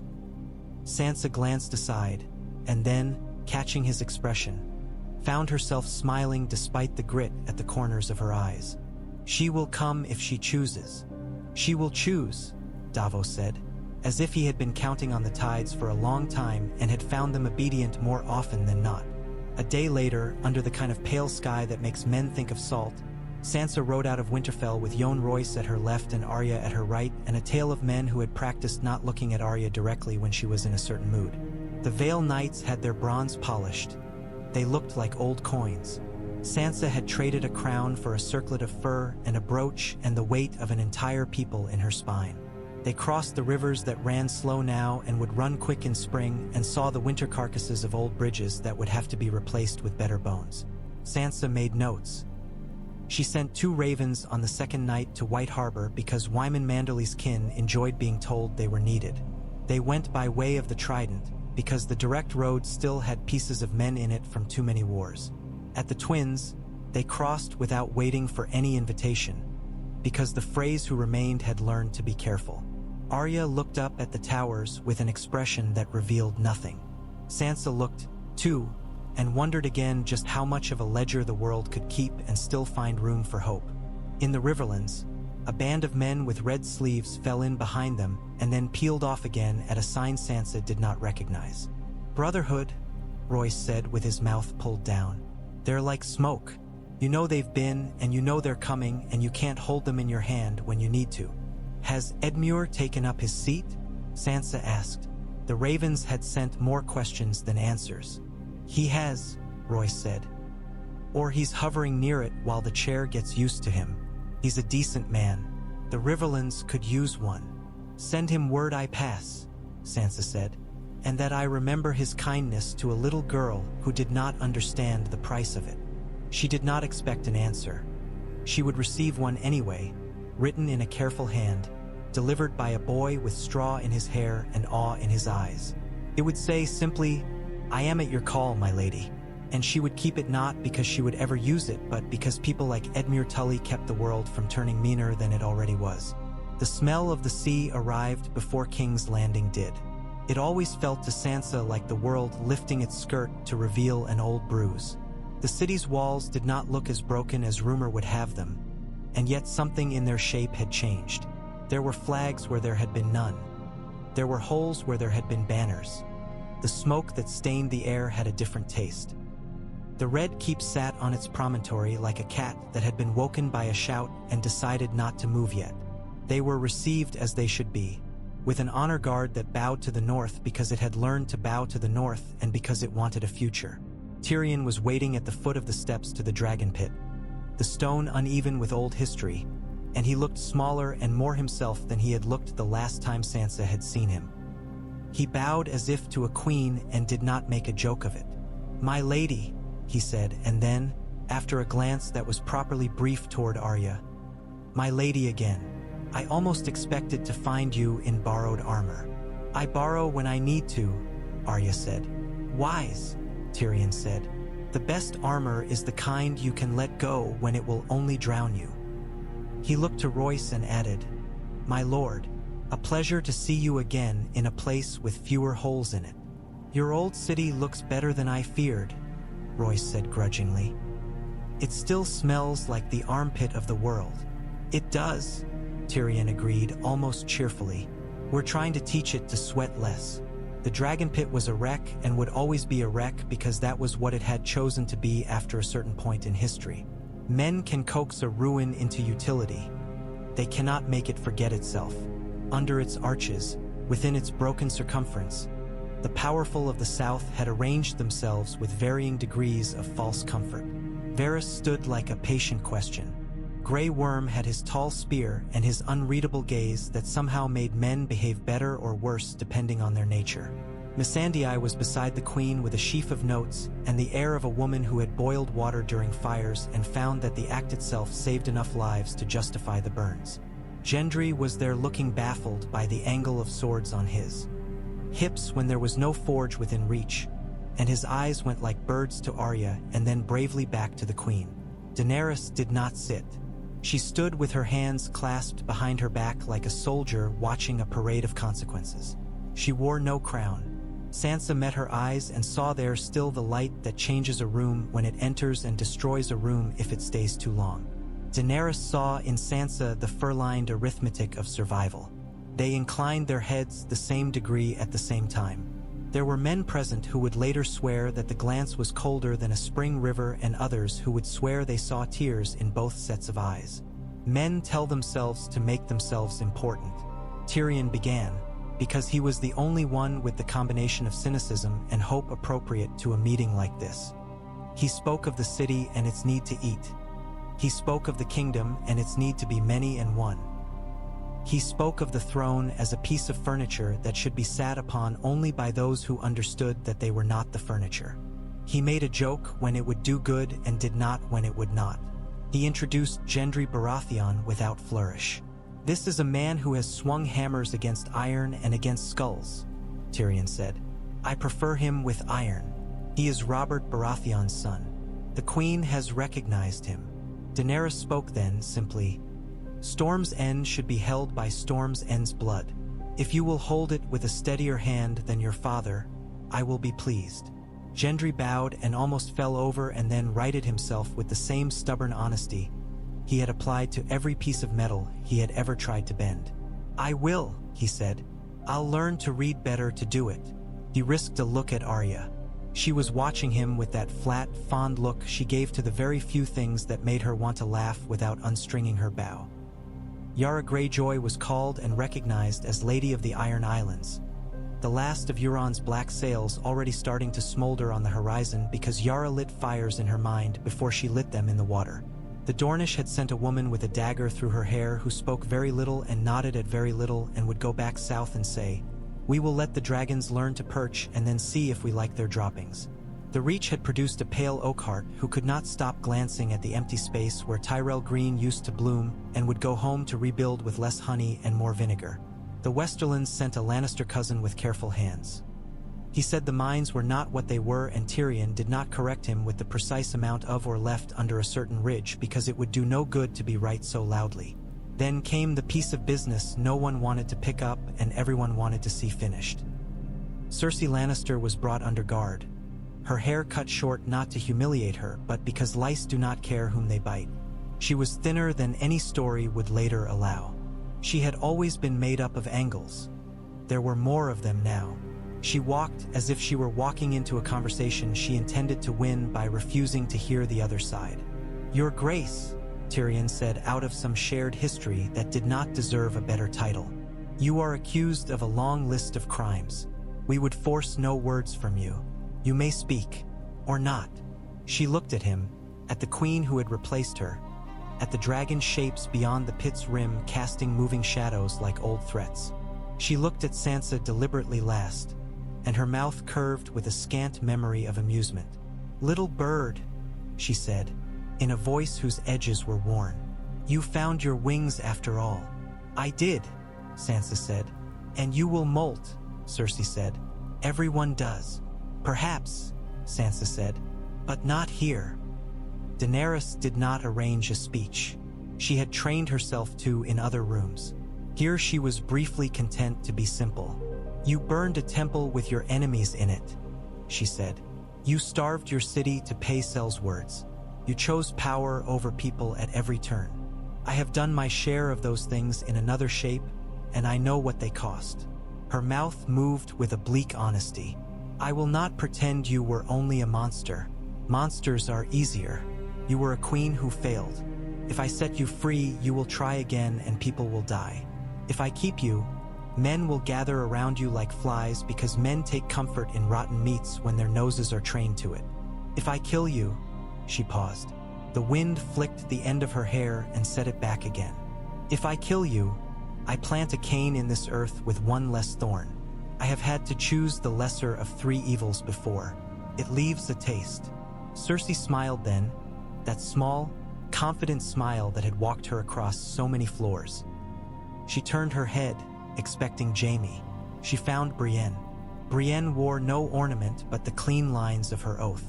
She had watched the queen speak and had not missed the twitch in Cersei's fingers that meant a reach for a weapon that was not there.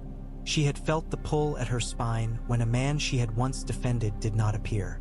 Jaime had left the city at dawn with a face that looked as if he had made a decision and then fallen asleep and woken to find it tattooed on his skin. Sansa had watched him go from a window she had not intended to stand at. She had neither stopped him nor blessed him. Cersei's eyes flicked, annoyed. For the first time there was something like uncertainty in them. "Ser Jaime," she began, and Brienne's voice cut in, gentler than any sword. "He will not come," Brienne said. "He confessed to me that he had been running from the truth so long he had forgotten what it felt like to stop. He has stopped. He will not come." After that, nothing in the way the day went would satisfy any song. Men would say later that the queen had ordered a headsman, and that the blade had been merciful, and that the woman had not flinched. Others would say that the imp had wept and begged and then turned away, and that the queen had trembled and then spoken the word. A few would whisper that Cersei's face changed at the last and that she was a frightened girl in a pile of stones again, and that the world ought to have made something else of her and failed. What happened was uglier and more ordinary. Cersei lost her temper and her mask slipped, and she said a thing about dead children that turned the air bitter. Grey Worm stepped half a pace closer because that was his job. A half-dozen bows drew without being ordered because good soldiers anticipate. Varys made the tiniest sound in his throat that meant, to those who knew him, "It is done." The queen nodded. The blade was clean. The body fell with the old indignity of flesh. A wind went across the pit that made the dust lift, and then it settled. A life ended. The world did not change shape in a way anyone could see. After, Sansa found Jaime in the old storerooms beneath Maegor's holdfast where it smelled of stale wine and damp mortar. He sat on an upended cask with his head down and his golden hand dangling, and for a moment she could see him as a boy who had just learned a cruel lesson about how expensive his family's honor was. He looked up as she approached and did not bother to hide the wreck of him. "I wanted," he said. The words were a cough. "I wanted to be the man a good woman believed me to be. I forgot that wanting is only the start of the work." Sansa's mouth softened without smiling. "It is," she said. "What will you do now?" Not die for a city that doesn't need me, he said. Not die for a woman who deserved better of herself than she gave. He scrubbed his left hand across his face. I'll go north. Ser Brienne says she needs men who can keep their mouths shut and their eyes open. I can do that. The rest. He shifted the golden hand with an awkward grimace. The rest I can learn again. Good, Sansa said. The North could use fewer liars. She left him there, not so much out of cruelty as out of an instinct that some work cannot be done with an audience. The council concluded the way councils do, with parchment and the lies men tell for their children's sake. The North was named independent with a language that did not make any southern man feel less than himself. The Riverlands would rebuild with the help of the crown and with their own stubbornness. The Iron Islands would keep their old rights in exchange for new restraints written down by men who knew very well that writing does not stop a ship. The Stormlands were Gendry's if he could hold them. The Reach would learn how to grow wheat without a rose over it to make the sun kinder. The Vale would remain as it was, a high, obstinate pocket of pride with roads that needed repairing and a boy lord who was beginning to learn to be less interested in himself than in the rocks that kept him. The Westerlands would raise no banners against the crown so long as the crown did not demand coin not yet dug loose. Dorne said very little and went home to make its own arrangements at its own pace and would show up when it chose and be insulted when anyone was surprised. Daenerys went to the city. She walked its streets in plain wool with only one of her dragons above so men's hearts could slow before they all turned to water. She stood in the burnt square where the September had been and did not promise to build a new one because she did not intend to tell the gods where to sit. She walked through Flea Bottom with bread in a basket and gave it out until the basket was empty and then stood with the empty basket on her hip until someone laughed and took it from her and put it on her head and she laughed too and took it down again because some kinds of laughter can turn cruel without meaning to. She went to the Guildhall and listened to men who were used to talking tell her what she could not do, and she made some of them into her messengers and then had no patience for the rest. She sat in a half-broken hall with Tyrion's ink and Missandei's lists and Grey Worm's spare, lucid comments and Varys' silences, and made a government not out of ideals only but out of tasks that had to be done before any ideal could be attempted. Clean water, repaired bridges, distribution of wood, rules about the dragons not landing on the fishwives' roofs even if the fishwives' roofs were the best roofs. She wrote a letter to Sansa that said only, "Thank you. I am learning." Sansa sent her back a ledger with 3 neat columns. Grain, timber, ships. Between the 2 sheets of paper there was an understanding as fine and strong as spider silk. Arya vanished for 3 days in the city and came back with a cut on her left hand and a story she would not tell about a man who had been hurting girls and had stopped because he had nothing left that made him good at hurting girls. She found Gendry standing in a courtyard in borrowed lord's clothes that did not yet know his shape and made fun of him cruelly enough that his ears flushed and then stopped and said, with a steadiness she had not expected, "I'm not doing it for the clothes. I want to fix a thing that's been broken since the first time a Baratheon thought he deserved a crown because he could swing a hammer." She tilted her head and inspected him as if he were a horseshoe that might or might not be worth nailing on.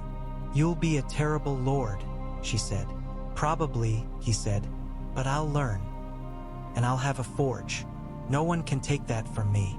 He asked her to marry him then, because he was brave in a way that did not make music and he liked to know where he stood. She kissed him and then put her forehead to his and said, "No," as gently as she knew how. "I don't keep things. I ruin anything I try to own, and I won't do that to you."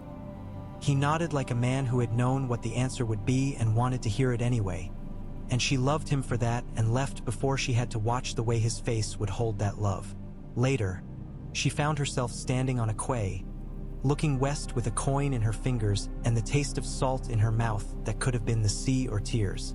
The coin, when she looked, was the one she had been given long ago by a man who taught her to pay attention to what is true. She put it back in her pocket. She was not done here. Jon went north enough that the brush of it against him felt like relief. The wind on the far side of the wall was a cleaner thing than the winds of the south, not because it was kinder, no wind is, but because it did not pretend. The free folk took to him the way they had taken to him when there was nothing to take him to but a hard road back to a hard life. He helped put roofs back on houses that still remembered the shapes of the families who had lived under them. He taught small boys to mend lines because a boy who could bring up a fish from under the ice on a days-old hunger has a reason to put one foot in front of another. He listened to quarrels as old as the mountains, for love of a woman, for the insult of a cut taken wrong at a feast 15 winters ago, for the theft of a goat that no one wanted and everyone needed. He made judgments that were fairer than the men received them. He woke one night to ghosts bulk pressed against him and the sound of nothing at all outside, and felt something like happiness gnawing at him until he almost recognized it, and then it fled because he looked too closely. He went with Tormund to a place where the trees grew like candles gathered by a child. Too close, too straight, too many. In the middle of them there was a clearing with a stone that had sat longer than the years of any man and longer than the bones below. The snow there never lay right. "Don't sleep here," an old woman told them calmly, and Jon did not ask why, because sometimes you do not ask the woods to explain themselves, and because he trusted the woman's old mouth more than he trusted anything clever. He sent a small company around to the other side of the forest to see if the feeling had edges. It did. He marked it on a map only he would see and forbade himself poetry about it. There were men who still spoke of the dead in the present tense, and he did not tell them not to, because grief is not a tense. It is a place. He met a girl who had been born in the year of the last spring and had never seen grass that was not yellow-brown. He said, "There will be green. You'll like it." He met a man who had seen the Night King fall and had sworn to kill the girl who had done it because the sight had broken him and he needed a grievance to glue himself back together. Jon put him to digging latrines until his rage wore itself down against his good sense. Some men rest when their rage goes. Some fall over. This one rested. He sent ravens south because he liked the feeling of a black dot rising into the sky toward someone he loved. He did not write poetry either. He wrote, "The ice is cracking in sheets and the sound is like giants arguing. I can feel the ground remembering how to drink. Ghost has killed 3 hares and left them all at the door of the same woman's hut. She is flattered and furious. Tell Arya that if she can find me a better knife steel for butchering caribou, I will name a hill for her." He wrote, "The haunted forest is less haunted. Isn't that something?" Brienne took a dozen men and went south and west to Riverrun to see Ed Tully's seat and help him hold it with the kind of kindness that looks like 3 extra hours in the yard every day and a schedule for patrols that no one had the cheek to question. She slept in a room that once had housed a girl who believed in songs and had learned to trade that belief for an appetite for truth. She did not ask Edmure how often he woke with the taste of fear in his mouth. She simply had a kettle of water and a cloth ready on those mornings and did not mention when he came to breakfast with his hair wet. Somewhere along the 3rd month, a boy came from the village 3 miles east with a shirt he had split to show his scar and told her the men had stopped coming through at night to take the girls' eggs and the women's shoulders, and that perhaps there would be a marriage this summer after all. Brienne had never thought much of her own happiness. She thought of it then and was almost afraid. Jaime wrote once, "Winterfell looks better from a horse. I have learned to steer with my knees because men here watch where my hands go and I don't like them laughing when I drop reins. There is a blacksmith who sneers less every day. One of Lord Glover's men called me Kingslayer and spat at the ground near my boot. I made him go around the yard with me until he could not spit because his lungs were busy. He called me Sire after. He will forget and call me Kingslayer again. I will take him around the yard again." She wrote back, "Good." He wrote, "I saw the godswood and felt something like shame. I'm trying to decide what to put in that space instead." She wrote, "Not shame. Work." He wrote, "I thought you'd say that." Sansa's days turned into the shape she had made for them. Mourning in the hall with men who thought their problems unique and women who knew none of them were. She sent flour to a village that had too many children because one baby can eat as much as a small old man and get less praise for it. She set a one-eyed guard over the cellars who had the kind of integrity that unsettled thieves into confessing they were thinking about stealing. She had the walls inspected for places where snow had gone and water had gotten and stone had decided to crack under the weight of its own remembering. She put Bran's unexpected knowledge to work where it helped and kept it where it frightened. A smith's knuckle saved from a hammer blow, a pig healed with a salve before anyone thought to make it, a curt word sent to a lord 4 days before he told the lie he had been nursing so he decided not to tell it at all because he was superstitious. and because men prefer to be caught in their foolery after they have enjoyed it longer. She met with Lord Wyman Manderley's grandson in a room that smelled of fish and coin. "We will need ships," she said, and the boy grinned, huge and pleased, as if she had offered him a piece of cake no one else wanted. "You will get your ships," he said, "and you will pay for them with salted cod and timber and the right to fish in a little inlet only we know about." "I will pay," Sansa said. "I will not take. Write it down." They drew lines on another map that had not yet been damaged by too many cups of hot broth. They made small, hard choices. They made a future in increments so minute that no storyteller would think to use them. Men later would speak of a queen in the north who held her head high and wore fur like a crown. Few would tell the truths that mattered. She knew exactly how many loaves made a cart roll too slowly to meet a deadline. She could smell when an oil was going to go rancid. She put the most stubborn women in charge of the most stubborn men. She made the baker teach a boy with crippled hands how to shape dough and paid his mother for the things the boy could not shape yet, so that the family would not decide he was a mouth without an answering hand.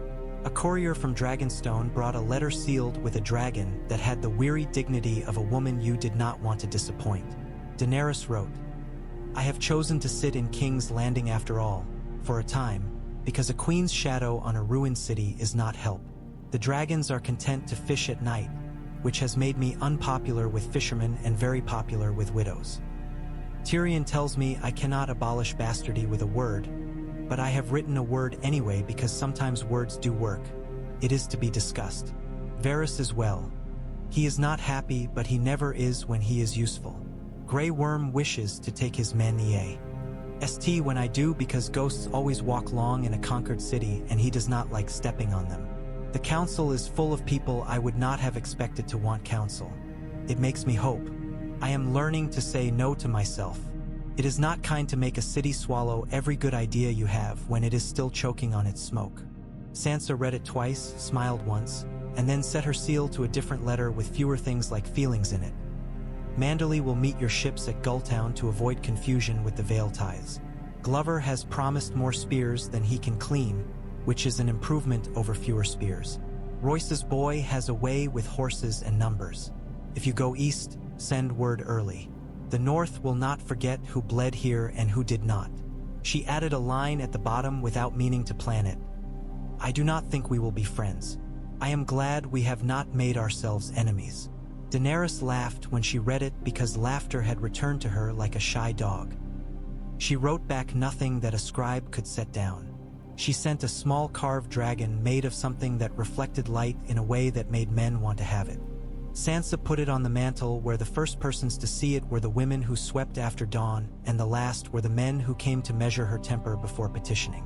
It unsettled both usefully. Spring arrived like a poor cousin arriving from the country. Apologetic, underfed, beautiful if you knew where to look. The snow retreated from the walls and scallops. The ice on the lake outside the south gate grew a dark middle, then a thin, dangerous skin, then gave up with a sound like a final, polite cough. Grass first happened at the bases of walls where the warmth gathered and then ran away in thin green fingers across the yard. Men took off hats because their ears no longer needed the help. Women tied scarves looser. Children stripped off layers with relief so profound that it nearly undid sensible men's attempts to remind them of Wyn's cunning. Neighbor women scolded neighbor men for walking out without a shawl until they were laughed at and then laughed back. And that small laughter did more for the North's healing than the finest songs sung by a bard with a good memory and a short tongue. The stony shore sent word of sails. Sansa took it like a stone into her palm and weighed it. "Euron?" Arya asked, leaning against a windowsill as if windows were made to take that kind of weight. "His men," Sansa said, "or men who think wearing his colors will make them exciting in their own heads." She looked at Jon Royce, who had followed the messenger in with his eyebrows already set for sarcasm. "You have horses that don't loathe sand?" "I have horses that tolerate everything," Royce said. "They are Vale horses." He did not smile. It would have cracked the bronze. "I'll take 200 men and meet your Lady of the Islands on the rocks." "Take 300, Sansa said. "And not all Vale. I'll send men who've been nicking their thumbs on dragonglass for a year, so they remember they can bleed and not die of it." Arya pushed off the sill. "I'll go," she said. "No," Sansa said immediately, and then she caught herself and eased the word with context. "You are worth 10 men here right now. I have a lord's son who thinks I don't see him slipping letters into his sleeve. I'd like him to look around and find you wherever he tries to put a secret. It will do him good." Arya squinted, amused. "You're cruel in the prettiest ways," she said. "All right, I'll keep a boy honest. It will be novel." She stole one apple and a knife from the table and slid away, already a rumor in men's minds that would make them behave. Royce and Sansa's men met Yara's at a cove where the rocks cut out a set of teeth and the sea had learned to respect them. The fight was ugly and short, the way good fights are when they are done by professionals. Euron's men still believed in spectacle even when there was no audience, and they died badly and would have been embarrassed by it if they had been alive to hear their own sounds. Yara left 2 ships burned and took 2 into her line and had the rest sunk because she did not have patience to nurse them back to use. Afterwards, Royce handed her a flask and said, in near warmth, "Your brother would have enjoyed that. Only at the end," Yara said, wiping her mouth with a wrist. "He'd have talked himself out of it at the start." She tilted the flask at Royce and then at the Northman captain beside him. "Tell your queen I like her lists," she added to the man. "I like paying men. It makes them less likely to murder me in my sleep." "I'll tell her," the captain said, relieved to have a simple task. Not all the South's work was clean. There were men with gold who had learned to hide it during the wars and had learned to look at queens as if they were bankers with more complicated dresses. There were women who had learned to make their own economy out of kindness and small careful cruelties. And they created neighborhoods that were safer than any the city had known under kings and lords and priests. Daenerys learned to let them. She closed the doors on some rooms and opened windows in others. She asked Missandei to draft a charter for the freedmen that did not insult the nobles too directly and did not lie to the freedmen too sweetly. And Missandei did it because she had learned in Slaver's Bay that paper can set a marching pace for a city. Tyrion drank a little less wine and found his mind had breath in it again. Varys kept a boy he called a nephew fed and in boots and did not speak of him. And when the boy grew too tall to be believed a child, he was given work as a runner with a cap and a stone in his pocket for courage. There was a little uprising in the Crownlands that a song would make large later because songs are fond of righteous fools. A pretender who claimed to be more Baratheon than Gendry was found to be a drunk with a talent for guessing correctly at dice 8 times out of 10 and for guessing wrong in love 10 times out of 10. He was hanged by a sheriff who had married his sweetheart at 14 and had 7 children and no illusions about romance. It did the realm more good than any proclamation out of the Red Keep. Samwell Tarly came to Winterfell in a cart because he had too many books to bring any other way. He arrived with Gilly and Little Sam and a pile of paper that had the faint smell of the Citadel's old dust and new ink. He set up a room for himself that had 3 windows because he liked counting the shifts of the light. Wolkan found himself grateful and humbled and envious in turns. Bran showed Sam something that made him sit down sharply and press his hands to his eyes and then laugh until he cried because the world had become large and small at once, and he was both terrified and delighted to be in it. Gilly organized the Maester's meals. Small Sam learned to sit on Ghost without being knocked over. Ghost learned, with infinite patience, to allow it. One evening, with the last of the snow shrinking in the stable yard and the kitchens beginning to talk about herbs instead of onions, Sansa walked the ramparts with Tyrion. He had come north to see how the air tasted and because the south had begun to feel like a table where the plates were wrong, and he wanted to sit somewhere the wood grain made sense again. "I am not often surprised," he said, looking out over the walls to the dark fields where new shoots were still only an old woman's memory of green, "by how much boring work saves lives." "It does," Sansa said. "That's why few sing about it. It's unflattering to the throat." "I could commission a song about grain," Tyrion said. "It would be my greatest service." She glanced at him. "You have already written enough songs no one wanted," she said without meanness, and he laughed properly. The wind lifted his hair and blew it back again. He had new lines around his eyes that had grown there under strain and stayed under relief. "You are well. I am less unwell," he said. "The Queen listens. I had forgotten what it was like for a monarch to do that." She scares me a little when she is decided. That's healthy.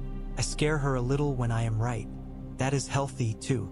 We are all practicing not to be the worst versions of ourselves. It is hard work. No one applauds. I will, Sansa said, and he looked at her sharply and then bowed his head once. And I at you, he said softly. I owe you my life. No, Sansa said. We owe each other our lives. That is the annoying part. He smiled and tipped his head to the window where he knew Arya might be watching them. How is your small hurricane? She is trying to decide if the world is big enough, Sansa said, and the affection in her voice was as warm as her fur was thick. She will go when it tells her yes. Arya went in summer.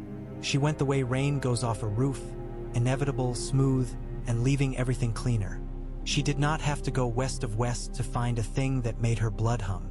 She went first to Storm's End and kissed Gendry, as if she were reciting a prayer she wished to say exactly because it was true. I will be back when I have a story worth telling, she said. Don't wait. I won't. He lied a little, and she loved him for the little. She took a ship with a crew who did not care who she was as long as she paid and did not get in the way of ropes. She went out and out and out, and then she came back from a different direction with her hair shorter and her shoulders browned and a map in her head of currents and the way stars repeat themselves if you look properly. She went again. She learned to sleep in a hammock without waking up shouting when the ship leaned. She learned to gut fish precisely because there is no other way to do it that doesn't waste meat. She learned to feel when men were thinking of taking her because they thought a girl is always a prize even when the girl has a knife. She taught them she was not a prize. She left no marks that anyone could use to count her victims and counted them herself on the inside of her throat where the names went to be blessed or silenced. Brienne sent a letter from Riverrun with a line that made Sansa laugh aloud and startle the Undermaester. Lord Edmure has learned to sit a horse without thinking about sitting a horse. Progress. Jaime added a postscript in his careful, slightly schoolboy script. I have a new scar you will never see. It is inside my ribs. It is in the shape of a choice I did not make too late. Brienne wrote again months later, brief. I will come north by winter, if you still want me. Sansa's reply was one sentence written with more feeling than any letter had a right to hold. Always. Daenerys crossed the narrow sea in late autumn to look at the cities she had left to see if they had learned to live without her. She took one dragon and half her Unsullied and Missandei and Tyrion because Missandei liked languages the way men like wine, and Tyrion thought he might want to die somewhere he once believed he had done good. She left Grey Worm in King's Landing with a set of instructions so precise it made him smile. He watched the Queen's departure with the face of a man who has learned that trust is as much a muscle as an idea. The Queen found Meereen not what it had been and better than what it had been before that. Men had made compromises in her absence without making excuses. They had argued their way to something that held. She did not attempt to unmake it. She blessed it and left. On the way back, a storm found them and tried very hard to persuade the dragon that it was master of the sky. The dragon disagreed. They came into Blackwater Bay under low clouds like old men's backs and a wind that smelled of old battles. Daenerys stood on the prow and thought that perhaps she could teach herself to want less and to love what she had wanted and gotten harder. Jon came south for a winter. He came with 3 men and 4 dogs and a story about a bear that had learned to not be afraid of men and had had to be told it needed to remember. He stood in the hall at Winterfell and was not a king and was not a lord and was not anything but Jon, which had always been more than enough when anyone was paying attention. Sansa looked at his face and saw that the North had cared for him without sparing him. He spent the first afternoon sitting with Bran and not speaking, and when he rose, he had the set to his shoulders that meant the world had told him a thing he did not entirely like. He found Arya's room empty and did not feel loss exactly. He felt rightness. He went to the kitchen and ate bread that had not been rationed and smiled at the baker like a man who has known hunger and respect in equal amounts. They walked the Godswood in soft snow that tried and failed to be fierce. If Mother could see this, Jon said, and the old grief in his voice was the most alive thing in the world for a heartbeat. She'd scold me for staying out with wet hair, Sansa said. Then she'd send me out again with a hood and a loaf.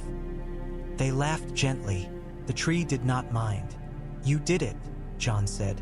"You kept them alive and proud." "We did it," Sansa said. "We refused to be dragged where we did not mean to go." He looked south. "You and the Dragon Queen," he said. Sansa's mouth curved. "We are two different kinds of knife," she said. "It turns out both are needed." "Careful," Jon said. "You'll start to like each other." "I will like the fact that she is not our enemy," Sansa said, honest to bone. "That is a new luxury in my life. I intend to enjoy it." She leaned her shoulder into his upper arm as if they were boys again and girls in the yard sharing gossip. And for a moment they were both. Bran said, with the calm of someone who had learned to wait for men to ask and to answer anyway when it would spare them, "There will be famine in the Riverlands next year if the rains do not turn. Send seed early with the first thaw. And do not let the men from the mountains cheat the villages on the stones. Watch their scales." Sansa groaned and smiled in the same breath. "Thank you. There will be a rider from the east with a red sash who will claim to be a king," Bran added. "He will be a liar, but he will have a good knife. Take the knife. He will not note the loss in time to mourn it." "Of course," Sansa said. "And Ghost will bring you a hare with a star on its brow in spring," Bran finished, looking over Jon's shoulder to a future he knew better than he liked. "You will let it go. It will die the next day in the field.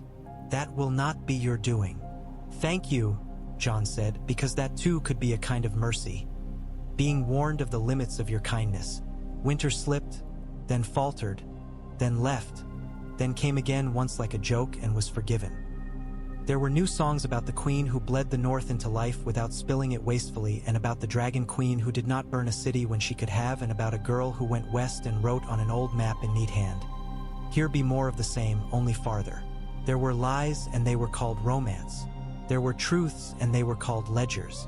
Children were born with light hair in the south and dark hair in the north, and no one cared so much as they had once. A little boy at White Harbor was given the name Theon after his grandfather insisted, and his mother protested, and his father, who was wiser than both, agreed because it is useful to remind ghosts that you know they are there. A girl in the Stormlands called Lyanna put her knee in a bully's groin and learned to throw a spear under a lady's eye and thought that perhaps she would go north when she was older, except that by then the stories would have made the north a place made of nothing but wolves and women with knives, and she would decide to stay where she was because it pleased her. The world turns on such little pivots more often than on any great wheel. In King's Landing, Daenerys held court in the morning because in the afternoon she walked the city and in the evening she slept hard. Tyrion instituted a rule no one expected. One day a week the queen would hear only from people who did not own land. The queue went around the square and down the lane and past the broken statue of a saint that had lost its face. She listened to a man who raised pigeons complain of cats, and to a woman who had 6 sons all named for dead kings, and to a boy who wanted to apprentice and could not because his mother would starve without his hands. She gave a little coin when coin would solve it, and gave a job to a boy when a job would, and she said no when no was the kindest thing. There were tears then and loud voices, but the city grew used to no, which was better than burn. She sent a letter to Sansa that said, in its tidy, slightly formal hand, "I am happy some days, which is a sin of queens and a duty. I hope you are sometimes happy too." Sansa wrote, "I am. Often in small ways, sometimes in large ones. I hope you dream less dangerously than you did when you were a girl. It is a kind of safety not to imagine too big a fire." She added, after a pause long enough to contain a dozen courtesies, "Come for the harvest if you can. Bring only one dragon. It will frighten the cows." Daenerys came for the harvest. She brought one dragon, who startled the cows until he realized that startling cows is a pleasure that wanes. She ate cold apples with her fingers and let a child touch the back of her hand, and glanced up sharply when a woman smiled at her as if at a neighbor, not at a queen. She stood with Sansa on the balcony that had caught so many different miseries and satisfactions, and they looked over a courtyard busier than sorrow. They spoke of nothing and then something. They stood without talking like women who did not want to like each other and had discovered they could. Grey Worm stood on Winterfell's wall one night with his spear at his shoulder and listened to the wind's education. He thought of a line of boys he had trained and how many of them would die of age instead of war now, and he felt a bolt of something so fierce it frightened him. It took him a little while to name it joy because he had not had much use for that word. He put his hand down and touched the stone of the wall and hoped some of it went into the rock. He would go east with his men, and he would come west again, and he would stand on this wall yet another night and listen again and be grateful. Brienne returned in the first snow with her hair caught by ice and her mouth set the way it always set when she had done the thing she promised to do. She came with Jaime riding at her side like a penitent who had learned to carry his own candle. Sansa met them in the yard and did not ask for oaths because oaths given freely mean nothing without work. Brienne took her place in the hall as if her chair had always been there. Jaime went to the yard and learned to fall in the snow properly again under the eyes of boys who had not yet decided whether they hated him. He let them decide. He kept his temper. When one called him Kingslayer, he did not answer with a blow. He said, "Yes," and then, not softly, "I killed a king to save a city."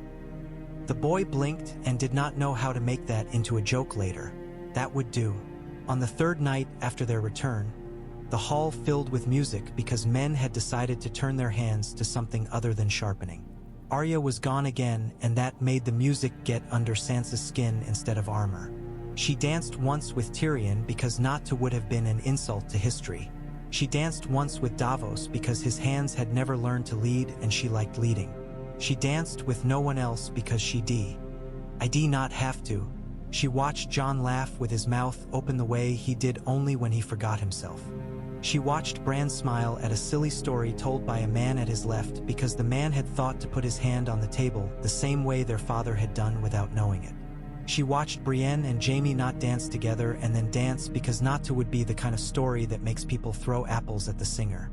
She watched the Dragon Queen smile at a joke from a stable boy's mouth that would have gotten him tossed out of any proper court. She watched the women of the kitchens sit with their feet up on benches and laugh until they cried at the way the butcher picked his teeth. When the night was done and the lamps were doused and the hall began to smell of snuffed wicks and cooled meat, Sansa went up alone. The room was cold the way she wanted it. She stood at the window and the stars were so sharp she could have cut cloth with them.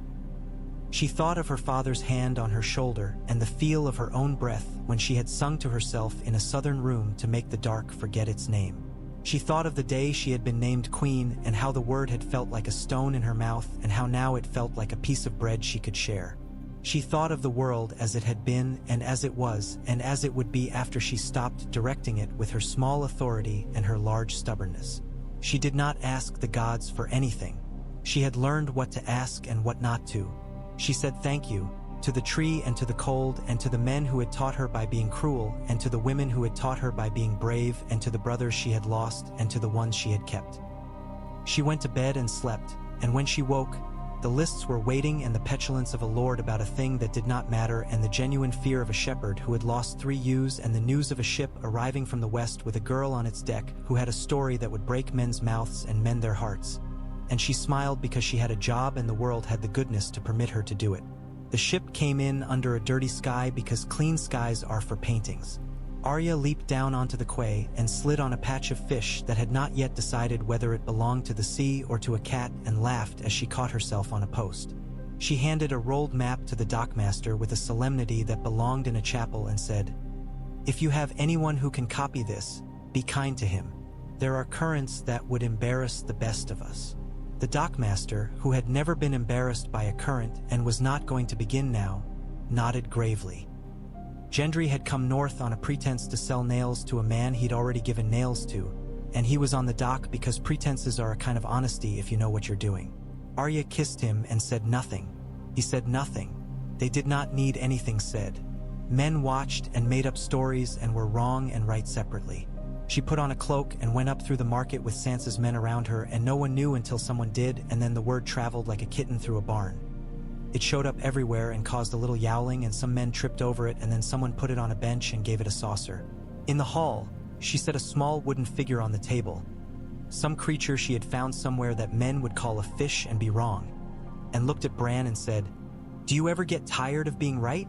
"Yes," Bran said, "but it would be worse to be wrong." They ate and drank and told the safest parts of the most dangerous stories. The next morning, Arya put her head in Sansa's lap in a way she had not done since she was 12 and told her everything she would never tell again to anyone else. And Sansa felt a piece of herself that had been lean fattened with a good hunger satisfied. After, Arya went to the yard and threw knives with a boy who had the hands for it and the patience, and she told him where to aim when someone walks as if their right knee aches and is pretending it doesn't. The boy practiced that and became a man who used the lesson and saved a man who would later marry a woman who would later save a child from falling down a well. The world turns on such small, nasty, beautiful hinges. Letters went across the narrow sea and back. Men came for harvests and left with wolves cut into their memories. Ships went west and learned that west is only a word for something else. The winters came slower, less like a command and more like a request. Grey Worm went east and returned with fewer men because time does its work. He stood again on Winterfell's wall and did not hide the fact that he was glad to see it. Daenerys sat her chair in King's Landing and found that she could love it without loving herself in it too much. Tyrion put his head on a table occasionally and slept in the middle of the day because the nights had been kind to him when he was not kind to himself. Varys died in bed, surprising himself, with a small smile that suggested even he could be content with an end he had not planned too tightly. Brienne wrote a history with a hand that had killed and saved and felt the attempt at fairness pull against the wrists like an old restraint. She wrote her own name last. Jaime put his there without shaking. He had not thought he would live long enough to see the day his hands would both sign anything that mattered.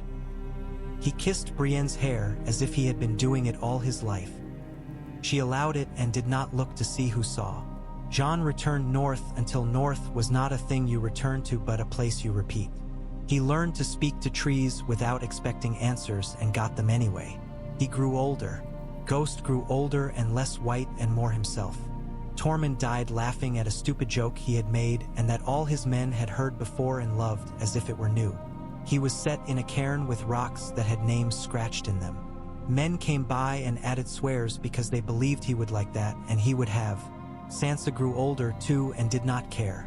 She would wake sometimes and her hands would ache with the joy of work waiting. She would go to the hall and there would be fewer fires. Not because wood had gone short, but because winter had learned to mind its manners.